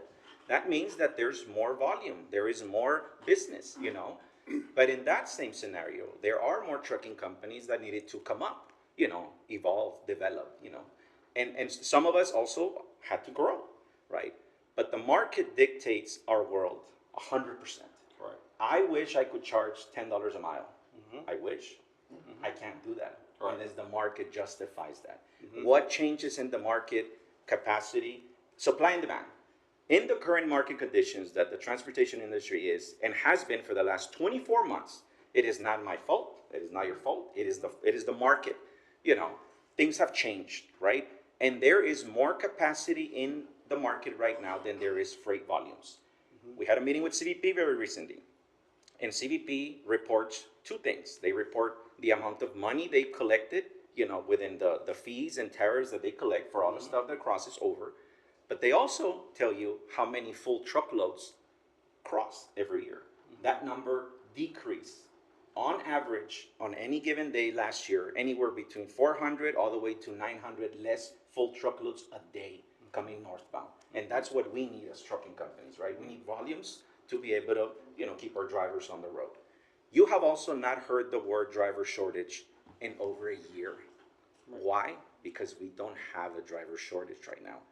Some of our members have had the need to park trucks because there's not enough work for all the drivers that we have out on the road. So the studies are important, and I agree with several of the points that have been made. Have the other ports increase, this rate increases. We are the golden goose. We cannot be the number one port and not have side effects to it. Some are good, some are bad. Every one of those people that you mentioned, FAR, McAllen, Brownsville, Eagle Pass, El Paso, they want to be us. Correct. They want to be us. And they will do everything in their power to take market share from us. That's the goal. We are the guy that they want to be. And we cannot be who we are and continue to be who we are if we start playing with numbers in a negative way, right? When the bridge increase happened in Colombia a couple of months ago, the Monday after Easter Sunday, that's an additional $5 that all of us that use Columbia Bridge coming northbound with a 5-axle trailer have to pay, whether we want to or not. That comes 100% out of our pocket because we have rates negotiated with customers. Right. That again happened September, October, all the way till March. That is correct. That is a fact. So we have to be cautious with the way we look at things. We also look at, like I said earlier, the 24 million that has increased. That's a significant amount of money. You know, that graph that you showed where, you know, the expenses and how, and how it was higher and then you were fiscally responsible and you brought it down, that's awesome. That's how we are expected to operate, right, year over year. Another side effect of there being more capacity in the market is the customers know that. So I'm going to make assumptions here. Let's say you have 100 trucks and I have 100 trucks, and we're both going to a customer, and we don't have enough freight for your 100 and my 100. That's when the rates start dropping. Again, the market dictates that. We are right now in that stage. Certainly. I just came back from a trip. I was in Monterrey all week. I literally drove here for this, and the message is the same from every one of our customers. You as a country, stop consuming. I'm supposed to ship 20 loads a day, but if you don't buy product for me to load 20 trailers a day, then I'm only loading 7, I'm only loading 12.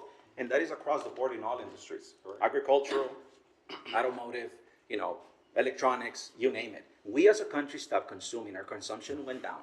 Many factors come into that.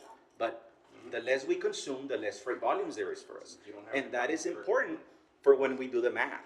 So even if we raise, you know, we understand also that things cost more money, but we also know that we've contributed $24 more million in the last 5 years. So that should, to an extent, balance itself in our language.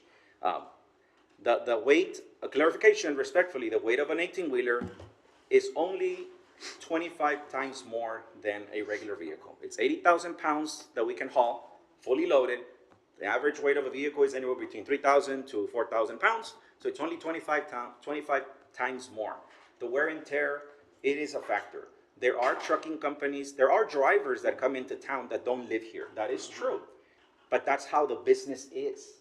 We want that. You know, that's how it's going to be. And yes, they utilize our roads. Yes, they utilize most of it that is, it's funded or it's repaired by TxDOT, not really city funds. This also shows us something very important. We need to come together and we need to be stronger when we advocate for funding from the state and from the federal government. Because this data, I believe, can be very useful when we go to DC and say, hey, look at this. You see all the congestion everywhere? Well, this is our congestion. And we are 280,000 people, you know? And so the formula that they give us funding with, it doesn't justify all our traffic. So yes, do we need more money? Of course we do.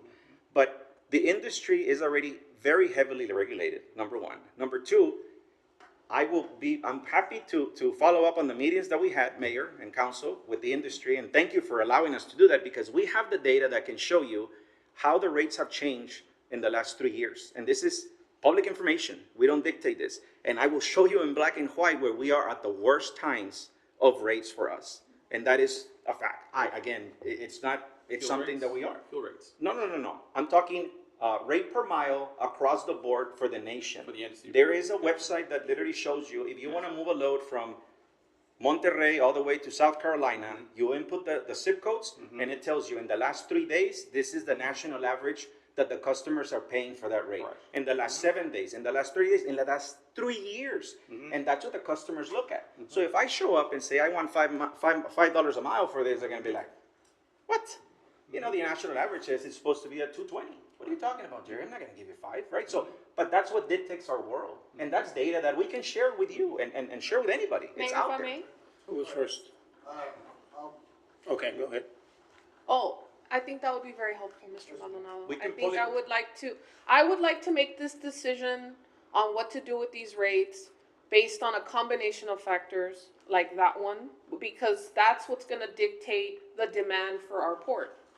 Correct. That's important to me. What other ports are doing, because we're the #1 port in the Western Hemisphere, right? So we do need to know what the other ports are up to, especially the ones in Texas. So we can't just pick a few, because a port that we feel is insignificant today in 3 years could be right there with us. I mean, you can't underestimate anybody.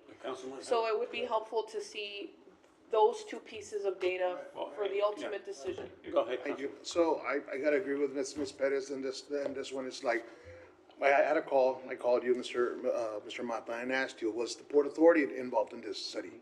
You said, no, it was a study within the city, we were trying to do the numbers. I think sometimes when it comes to the port, that's why we have the Port Authority. And I know some of my colleagues always say, hey, that's why we have committee meetings and we have committee members. I think we should reach out and use them, utilize them, because they're the professionals on this. We're not.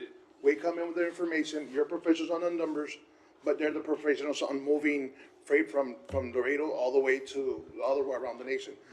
But they know the rates and the studies. I pretty much know what Mr.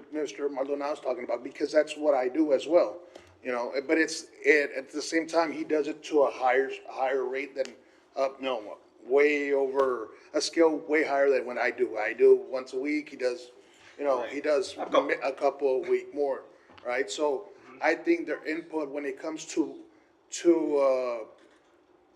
communicate with the local authority, the Port Authority that we have, that we put there, they're professionals of what's going on. And I'm not saying your numbers are wrong. No. And I know you're comparing numbers to somewhere else, but what I'm saying is, we want the best number, because this is not gonna affect not only, it's not gonna affect only the pedestrians walking, or because we're increasing, or that we haven't increased in the past.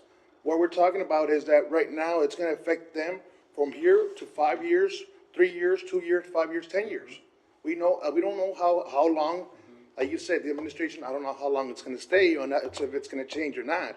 And we don't know if it's gonna hurt them, or it might change next year. Correct. But right now, I think it's better for them, for our local, for our city financial to sit down and just go over with them. We're not saying that they're right and that you're wrong. What I'm saying is just so you can come into, so you know what, this is what you're seeing, this is what we're seeing. Let's come together, and then management can come and say, this is what we're presenting. So if I may, and that is where we're leaning towards. This is the first step of that dialogue, and I appreciate the information. And what you're learning to is basically is market share. I mean, you can only slice a pie. The market value here in Laredo is worth X billions of dollars. The more you slice up that pie, the more competition you come in. Yes, you're going to fight. Our competition is these ports. This is our market. And so yes, I import charcoal from Mexico. I'm an import myself, and I used to work that, so I know what I'm talking about. And so yes, it's capitalism. It's capitalism 101. That's what it is. And so all we're trying to zone in here is our enterprise competitive with other ports? Our competition. You have a market share, and you compete. Yes. We compete. We are blessed to be in this corridor. We are USMCA. geographically blessed. We Yes, are we are. geographically blessed. Most of our industry powerhouses are the Northeast, and you're not going to come through the Northeast coming in other ports of Mexico. And we're blessed with that. But we do have to be prudent, and that's why I illustrate this. What we try to be as transparent. If Eagle Pass doesn't change their rates in year 4, and we go all the way to $7.50, we're going to be $5 more expensive. But then I say, well, if you're going to San Luis Potosí, you're going to spend $244 more just on fuel. Never mind wear and tear and everything else on your vehicles to save $5. That's what I'm trying to establish. Mayor, may I? So, One of the things that we need to consider is the metrics from the industry, correct. rather than just relying on inflation. And all those metrics would be useful for us to know if you can delineate them. Absolutely. And so again, reiterate, this is the first step of this, I guess, 2-month journey. Mayor, our next step, of course, is to go to the industry. Again, we wanted the city council to look at the information first. And we've got a couple things that we'll put together in order to help answer those questions that were there. Keep in mind that the nature of this, and I'm going to ask you to go to the slide that shows what we recommend. All right. Mayor, may I? Who is first? I've got the mic. Yeah. Do you mind? Okay, go ahead. Thank you. Mr. Maldonado, thank you, and I do think that this is the beginning of a conversation, and you talk about the need for industry to be involved, and definitely from the investment in industry, but also the city is about to make a major investment. We're talking about $150 million for new bridges, $50 million in capital improvement projects on the bridges that definitely are to benefit the industry, and then $25 million invested in a toll rate or toll collection system, so that we can be more competitive, so that you have a greater competitive advantage in your industry when you are marketing yourself across the nation. And if we can't somehow make sure financially we can support $225 million of investment by the city in order to do that, then we can't be financially stable for us to benefit both from this system. So I think it's just looking for a fair way that we're all paying for the costs, because either it is the city taxpayer taking that on, and industry not contributing to this new investment, or that we share these costs and we get the benefit on both sides. For all the taxpayers that live here and all of the impacts that we have to suffer from this bridge traffic, and that industry, also has impact. So I think this is a conversation to have so that we can have a more equitable distribution of these major investments we're about to make. And those investments will be covered in our opinion, because as you build more bridges and as more traffic flows through the city of Laredo, you will immediately generate more revenue. So it's tied to itself. We understand the cost of things. Respectfully, we wouldn't be in business if we didn't. But we also have to look at the way the world is right now. Unfortunately, in our industry, locally, not nationally, locally, we have had several trucking companies declare for bankruptcy. The reason behind it is the market has changed. That is something that it is unfortunate. We want nobody to go out of business, but it's something that has happened at a local level, from companies that have 5 trucks, 20 trucks, all the way to 200, 300 trucks. And that is not good. That is, people that are working at those places probably will have to find an alternative, source of income for themselves. But we understand the cost of things. I see it every year. Every one of my staff expects a raise every year, and the world works that way. We get it. And we understand that investing in another bridge and the infrastructure needs, it costs money. But we also have to look at how much is that also going to bring us in from the actual investment. And I get it. They won't give you a loan and the bonds and all that. There has to be money somewhere. Completely agree with you. But we have to also look, like the mayor said earlier, at the state of the industry. And our goal is not to not pay our fair share. That is not our goal. And I don't mean to imply that it is. To be fiscally responsible in every aspect of what we do, because that also matters. I mean, some of our membership could argue how many studies have been done to see where the city can save some money, right? And that's a fair question to ask. It's a question that can raise some eyebrows and some people may not be comfortable with, but some of our membership has said that. Well, okay, they're doing a study on how to, why our bridge, actual cost should be this or that. Well, what studies have they shown the city, the public, or the industry of where they're trying to save money? All of us are measured in our internal companies in that sense. If I need to add a headcount to my office, I have to justify why I have to add another person and why the other 5 people that I have can do the job, right? So that is how we are gauged, and that's how we do our things, right? And it's the private sector. Yeah, I get it, but it's something that is important. I have one more comment to make. So I appreciate that, and I hope that the clarification on the fact that we did have some operating costs, the city is focused on that, as we should be, all the time. Yeah, I was glad to see that.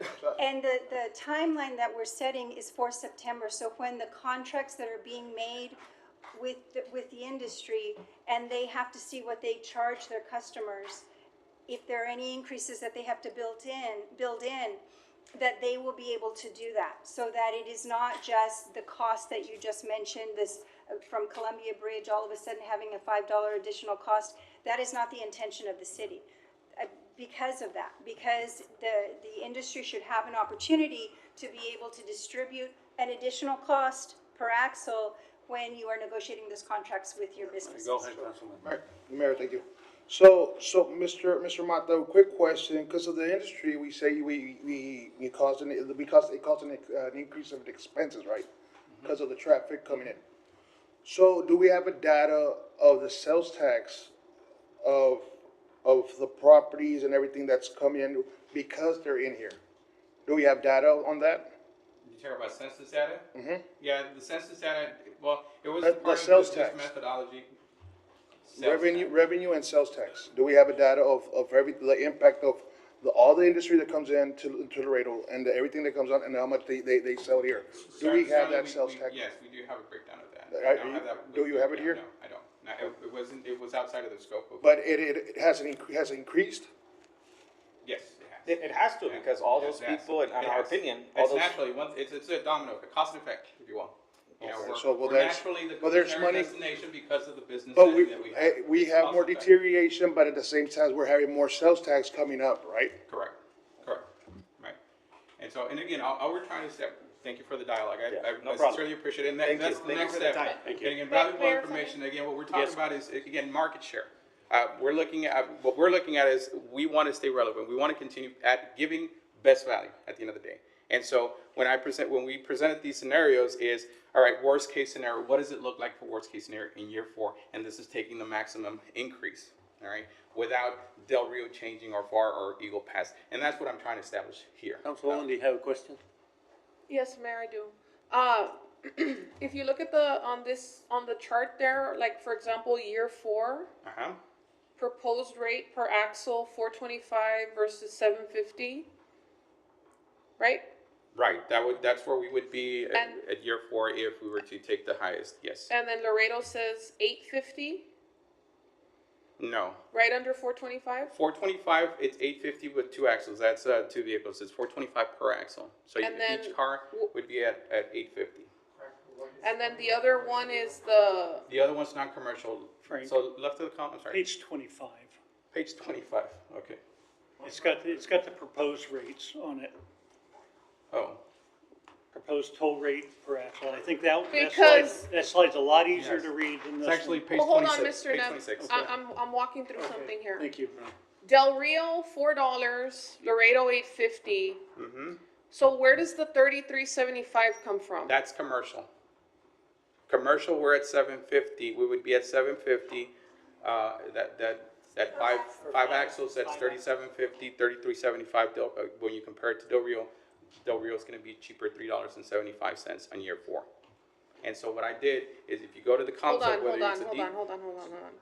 Where does it show the Del Rio truck price? Because the 3375, that's for a Right there truck. to your left, you have Laredo and Del Rio, and you go across to the right, that The road. right? So Laredo's 37, Del Rio's 33. Del Rio's 33 and Correct. Laredo's 37? 37 in year 4, correct, for commercial. Well, but if it's $4, how many axles is that? No, that's already considering all 5 axles, this is assuming it's a 5-axle vehicle. Well, At then wouldn't it $750. be $20? $4 for the non-commercial, right? $4.25 for the commercial, Oh, that's not- $7.50 for the. In C. Yeah. Oh, so, okay, 8, but you're assuming that, well, where's the Del Rio price? The Rio is the $4. I'm not changing Del Rio. I kept the same price across. You use worst case scenario. Yeah, And but so- where's the $20? If it's, they're charging $4 an axle, Right. and it's 5 axles, then their crossing rate is $20, right? They're not charging $4. No, they're not an charging axle? $4. They're charging $7.50. Is that what Del I'm sorry. Rio?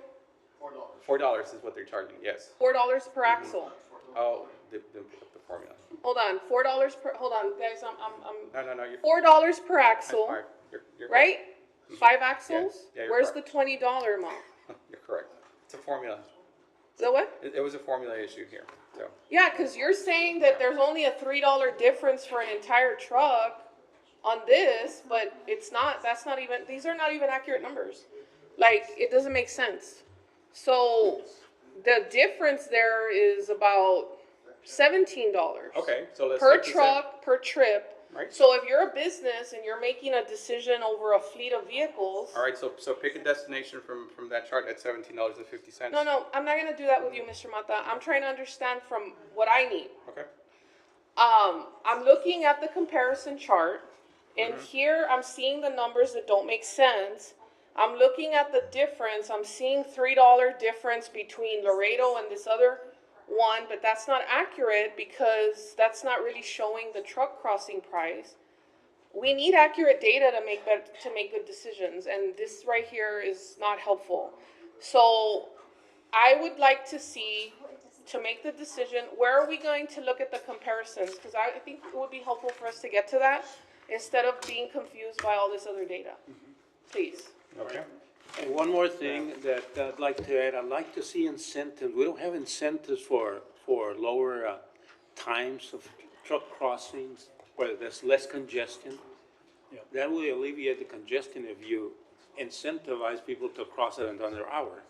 Do we have any of those incentives? Yes, sir. Mayor, within the document, we do take into account the potential of an incentivizing that going at different times across the bridge. Right. That was built into the conversation as well, too. And so I would call it, I'd call it an incentive rather than a disincentive for that process. We do have that established Yeah. already? Mayor, if I may? Yeah. It's not part of this presentation, the difference of the different. No, it's in the report. The presentation didn't go into that much detail for that purpose. Mayor, Mr. Nava, when Mr. Mata has presented in the past, I've found myself asking for the handouts to be provided multiple times. It's very helpful to have printouts when we're Yes, talking ma'am. about these things, because the slides move and I'm still caught up and I'm trying to process some of this stuff. Yep. It would be helpful when we get these presentations to get the slides with them if possible, please. Okay. We could include the incentives there at the different times.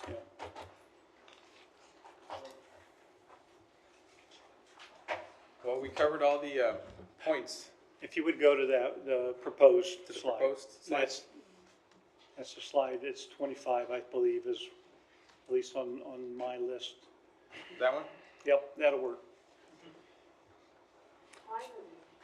So Mayor and City Council, based upon trying to make sure, balancing out the expenses that we currently have, talking about the capital that we are working on, the World Trade Bridge and that, I do want to just say really quickly that just make sure that you understand that not all traffic crosses our bridges that are commercial. I know everybody knows, I'm just regurgitating that as well too.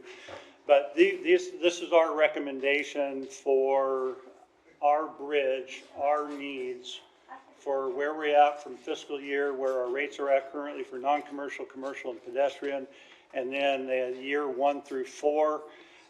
In year 4, we are recommending a COLA, just like we do with water and sewer as well too. We build in a normal process so that we do not want to see any big fluctuations within rates ever within that structure. I understand the concerns within the industry too, but we have, of course, we're building expansions of our bridges. We have to maintain our industry, otherwise it'll negatively impact their industry as well too. So I think, but this is the one that I want to make sure that everybody understands. This is what we're recommending based upon that information. Any formula issues within that, we will make those adjustments and corrections for that. But what I would really like to do is we'll take, hopefully everybody gets more time to look at this data as well too. Please keep asking your questions. We will update it. The intent is to bring this back to you sometime either at the end of February or into March after we've talked with the industry. That's what I want to make sure that we do at this point in time. We'll make sure that everybody has a copy of the report in its proper format and everything, and then we're happy to make ourselves available. Yes, Councilman. I just want to make sure, Mr. just to make sure that the industry does have a good time period. If they want to do it, like, they want to start off before February, at least give them 2 or 3 weeks of going to conversations back and forth, not just 3 days before they're going to present and just not having that conversation, because, numbers, it gets complicated between numbers. Everybody has their own personal interest, which is their commercial, their businesses, right? But make them, at least give them time. Yes. Like give them at least 2 or 3 weeks, a meeting a week or 2 weeks before you present. Yeah. So they can have their input, because some of the members of the industry might be available, might not be available, so everybody can have their own input. And if you have to break it down, we'll just have to way to break it down. I know Mr. Mata will make himself available through this whole process. I mean, and understand, we've been working on this data since our budget conversations as well too. And so It's taken a while to put this together. They put a lot of thought into it. Finance and everybody has been Mayor, very if I busy may? on this. Yes, go ahead. Mr. Mata, how did you what is the formula you used for this one? Because I'm not seeing a steady increase, like methodology, year 2 and year 3 is consistent, so it's not like a steady increase there. And if we're keeping with inflation, it wouldn't make sense to not at least do the 2.4? Right, no, it's how we lay out, again, going back to that fiscal responsibility and being prudent with our borrowing. This shows the forecast. It's how we lay out that debt. So it's how we lay the debt is where we need to be with those revenue Okay, streams. can we go back to the rate recommendations? I understand what you're saying about laying out debt and justifying an increase, but I'm talking about a steady, reliable, transparent, consistent formula that we can use. So if we're gonna, let's say we say, okay, 2.4% inflation, per year, then we would see at least a 2.4 steady To account for increase. CPI. First year, we're gonna add an additional $1 to account for the past or whatever, right? There has to be some consistency here because you're allocating the debt in different ways, but it's not a consistent thing. For example, $1.75 for non-commercial to now $3.25. It might not seem like a lot, but for a passenger vehicle, that I think that's a big jump. $2 jump in commercial per axle, that is a big jump because you're talking about a So, $10 increase per truck within 2 years. yeah, so FAR is charging $5 right now, just so that I can put it in context. The what? FAR is charging $5 right now. Okay, but again, Yes. I'm sorry, if I can add to that. The reason they charge higher than us also is because they have less load volume. So their expenses are $100 a month, and they only get 20 trucks a month, so they have to add it up. Your statement is correct, but the logic behind it is also has to do with the amount of volume they get. They only have X amount of crossings, so that's why their rate probably has to be higher than us. If you're gonna use that logic, then our rate should be lowered and not Not higher. logic, but rather it's value. and Ms. Maldonado, I Mayor- wanna thank Mayor, you for yeah, go ahead. your inputs. Answer, Councilman. But I think that, hold on. Yes. Mayor, Go if I ahead. may? I think it's gonna be very helpful to have this conversation at the port of entry. Mm-hmm. But I would like to get some tweaking to the stuff before we get there, so we can kind of dissect it like we do sometimes. I will also request respectfully, you can add that data, but to be broken down in a 5-axle cost. For the cost per axle, add a column that says every 5 axles, because it's the most common crossing, the actual total, and then the increase in that year. Was it 20 cents? Yeah. Was it $1? Was it whatever? Break that down for the next year so that we have a more clarity on it. Because Yes. that's how I look at data. Yes, me too. I don't only look at, the 475, 625, 7. What does that really mean for us? The majority of the crossings are 5 axles. Correct. So do the math with 5 axles. Thank And you. then put black and white, what was the actual increase? Thank- Because thank- there's only a 25-cent proposal of increase. That's different than the original or the second one. Thank you, Mr. And Maldonado. again, the increase is but how going we back- lay out debt. So Going back to and thank you for that recommendation, because I was gonna say the same thing, is that it would be helpful to see the per truck price, because $2 might not seem like a lot, but it's 2 times 5 on average, right? So now we're talking 10, that's kind of a big jump. When we started talking about rate studies, I didn't anticipate a $10 jump within 2 years. To me, I understand you're trying to lay out costs and everything. It would be helpful to see different options based on different criteria, not considering debt repayment, just in line with what other ports are charging, and then we can dissect and have the discussion on should we or shouldn't we or whatever. But right now, I feel like there's a lot of data, but it's not consumable because it's subjective and it's scenario driven for me. So I would just like to, if you say that we have certain ports that are our competition, which you've already designated, then we can look at those ports a little differently.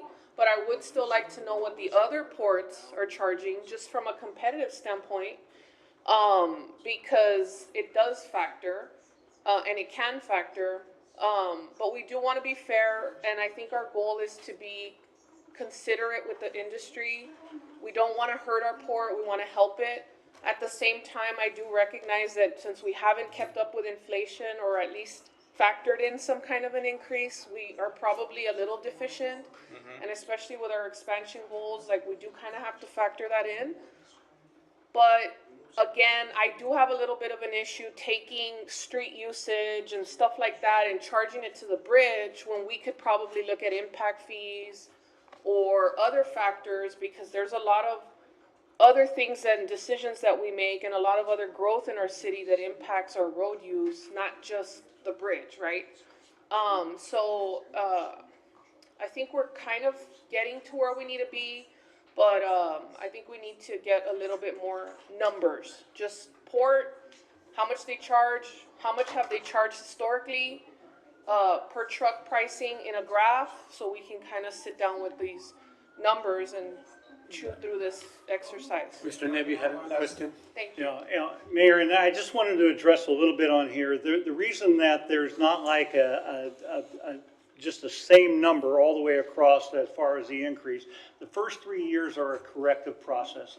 And we have $225 million needed within the next 5 years in order to expand out the World Trade Bridge and expand out the Columbia Bridge. And so that's why it's a little bit heavier on that year one, is to generate that capital.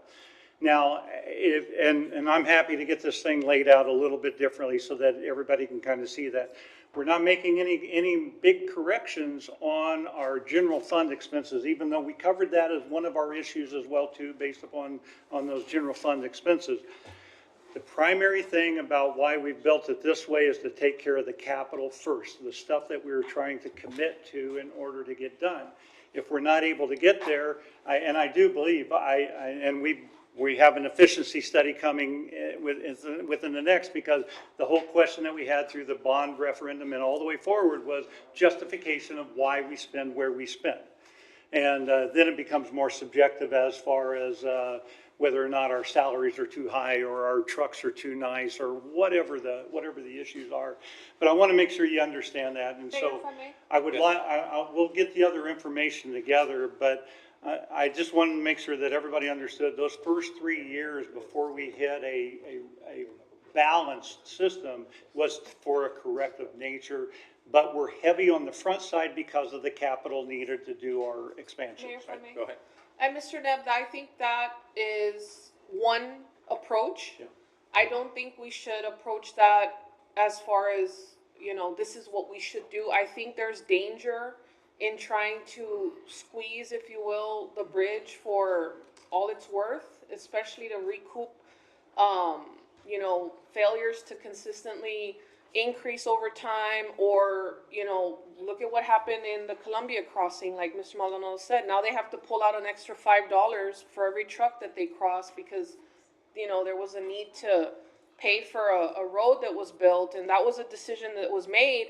But if that is happening and then we start charging another $10, now it's going to be like, well, man, and if you go through Laredo, they're just going to squeeze you, or it's like too expensive, and they're just gonna, it could happen, right? So I just don't know if I'm on board with that much of an increase. Even if it's just so for the you know, first I year. appreciate all of the Mr. Depp, hold on, I'm not done. Yes, ma'am. I don't know if I agree with that big of an increase in even if there's justification for it. A $10 jump in 2 years is a lot. There's one more thing, not to try to hurt our golden goose, we have to look at the other side, balance it, and don't increase it rapidly. I guess that's the key to everything. Mayor, Go ahead. I'm just curious, did we consider, or are we considering the possibility of a different fee for World Trade versus Columbia? And As far as what? like different rates, I'm just, We have not looked at that level for that, because we've treated all 4 of our bridges equally, for lack of a better way to say that. But Just, you know, That from a competitive standpoint, I'm just curious what the industry would think, and if you don't want to have an answer on the spot, that's fine. But, you know, because obviously there's certain trucks that, you know, they have their relationships with Tamaulipas, and then there's Nuevo León, so it's a very different set of customers perhaps. So I'm just curious if there would be justification for having, or rationale for considering a different fee per bridge, and curious what industry would say. There actually was at least early conversation about that, because I know Nuevo León wanted to lower their price to 0 for crossing, and they wanted the city to follow through with that, and of course, we have our expenses because of the way we're built as well too. I don't think there's anything wrong with looking at it that way. Within that, the industry, it'll be interesting to hear those conversations, because they only get across, I think, 2 crossings per permit. And so they have to pick which crossings they're going to actually utilize for The that. customer dictates that, Yeah, unfortunately. yeah, We as trucking companies don't pick and choose World Trade or Colombia. The customer has a agente aduanal, and they make a relationship whether to, they tell you straight up, aduana 240 o aduana 800, and that is 100% on them. The customer also doesn't look at, is Jerry gonna have to pay an extra $5, or is Jerry gonna pay $3? That is, it's unfortunately, we wish it was a little bit easier or more transparent to ours, but it's not. The customer 100% dictates that. And if I may add one last comment, you know, one of the things that an argument could also be made, that yes, no increase has been done due to inflation since 2018. That is correct, that is a fact. But also please keep in mind the volumes that have increased. The bridge has not grown in the last 5 years. The bridge is the same structure. Probably your staff, I would guesstimate that it's the same staff, because you're running a full bridge for X amount of hours. You know, I don't believe that you have extra people just hanging around. I hope not, right? So in that same state of mind, the revenues have increased. And yes, I applaud you bringing down your operational cost, you know, to 21 million, but you also have gotten an increase of $24 million in the last 5 years. So it is an argument can be made that are we not paying our fair share already? And I agree that there's $200 and some million of investment needs to come, and there's going to be a way to justify that debt. Well, where are those 24 million? Why can't those 24 million, that increase, why can't that justify that debt? You know, the natural growth. We were expected to grow 7 to 8% year over year up until the tariff, you know, fiasco that we're going through. But historically, that was our growth, and you can see it in black and white. He showed it. It's amazing. You know, COVID. so it happened. Yeah. You know, and it was supposed to continue to stay like that until we had a little hiccup, right? But right now we're not growing. Right now we have decreased our load volumes, and it's a reality of where we're at. Mayor, So, yeah, yes, go Mayor, ahead. the elephant in the room is we wouldn't be in such a bad situation if it wasn't for the tariffs, right? I mean, things would be a lot better right now without that. I think that's, and we're all dealing with that from our side and your side. But I will agree, Mr. Knapp, do we know, you know, if to do the expansions, World Trade, Colombia, is it a fact or your opinion that we could not fund those 2 expansions if the rates stay as is? If the rates stay as is, no, I do not believe we can fund the Without impacting our expansions. credit But rating? without doing some adjustment within our rates as well too. But now this takes care of more than that, right? For what we're recommending, of course, it corrects a few other things. The debt or the inflation and such that we haven't done that.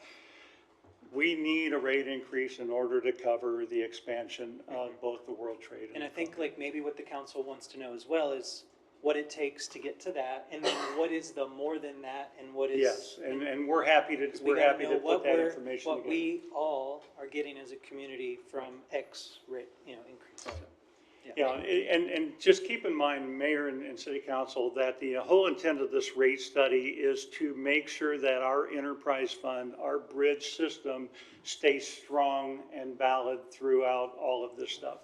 And I think we've touched on a lot of different legs of this thing that we probably haven't talked about for a long time. So I do really appreciate that conversation.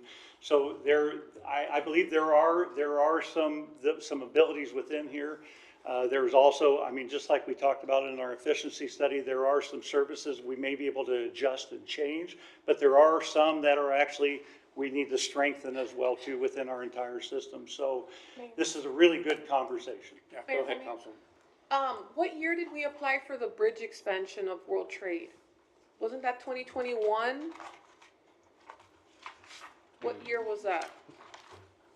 I mean, my question is that if we applied for the bridge expansion in 2021, why are we now saying that it's gonna take a toll increase in 2026 to pay for it? Had we anticipated or known that we were going to be adding bridge toll rate increases to pay for the expansion, then we should have implemented them years ago instead of implementing them now to accumulate that now when we didn't factor that in when we applied for the expansion. I understand we could justify the increase using that in a big number, but it doesn't make sense from a planning standpoint to turn around and say, we need this increase because of the expansion. When we applied for the expansion, we were not even talking about toll increases.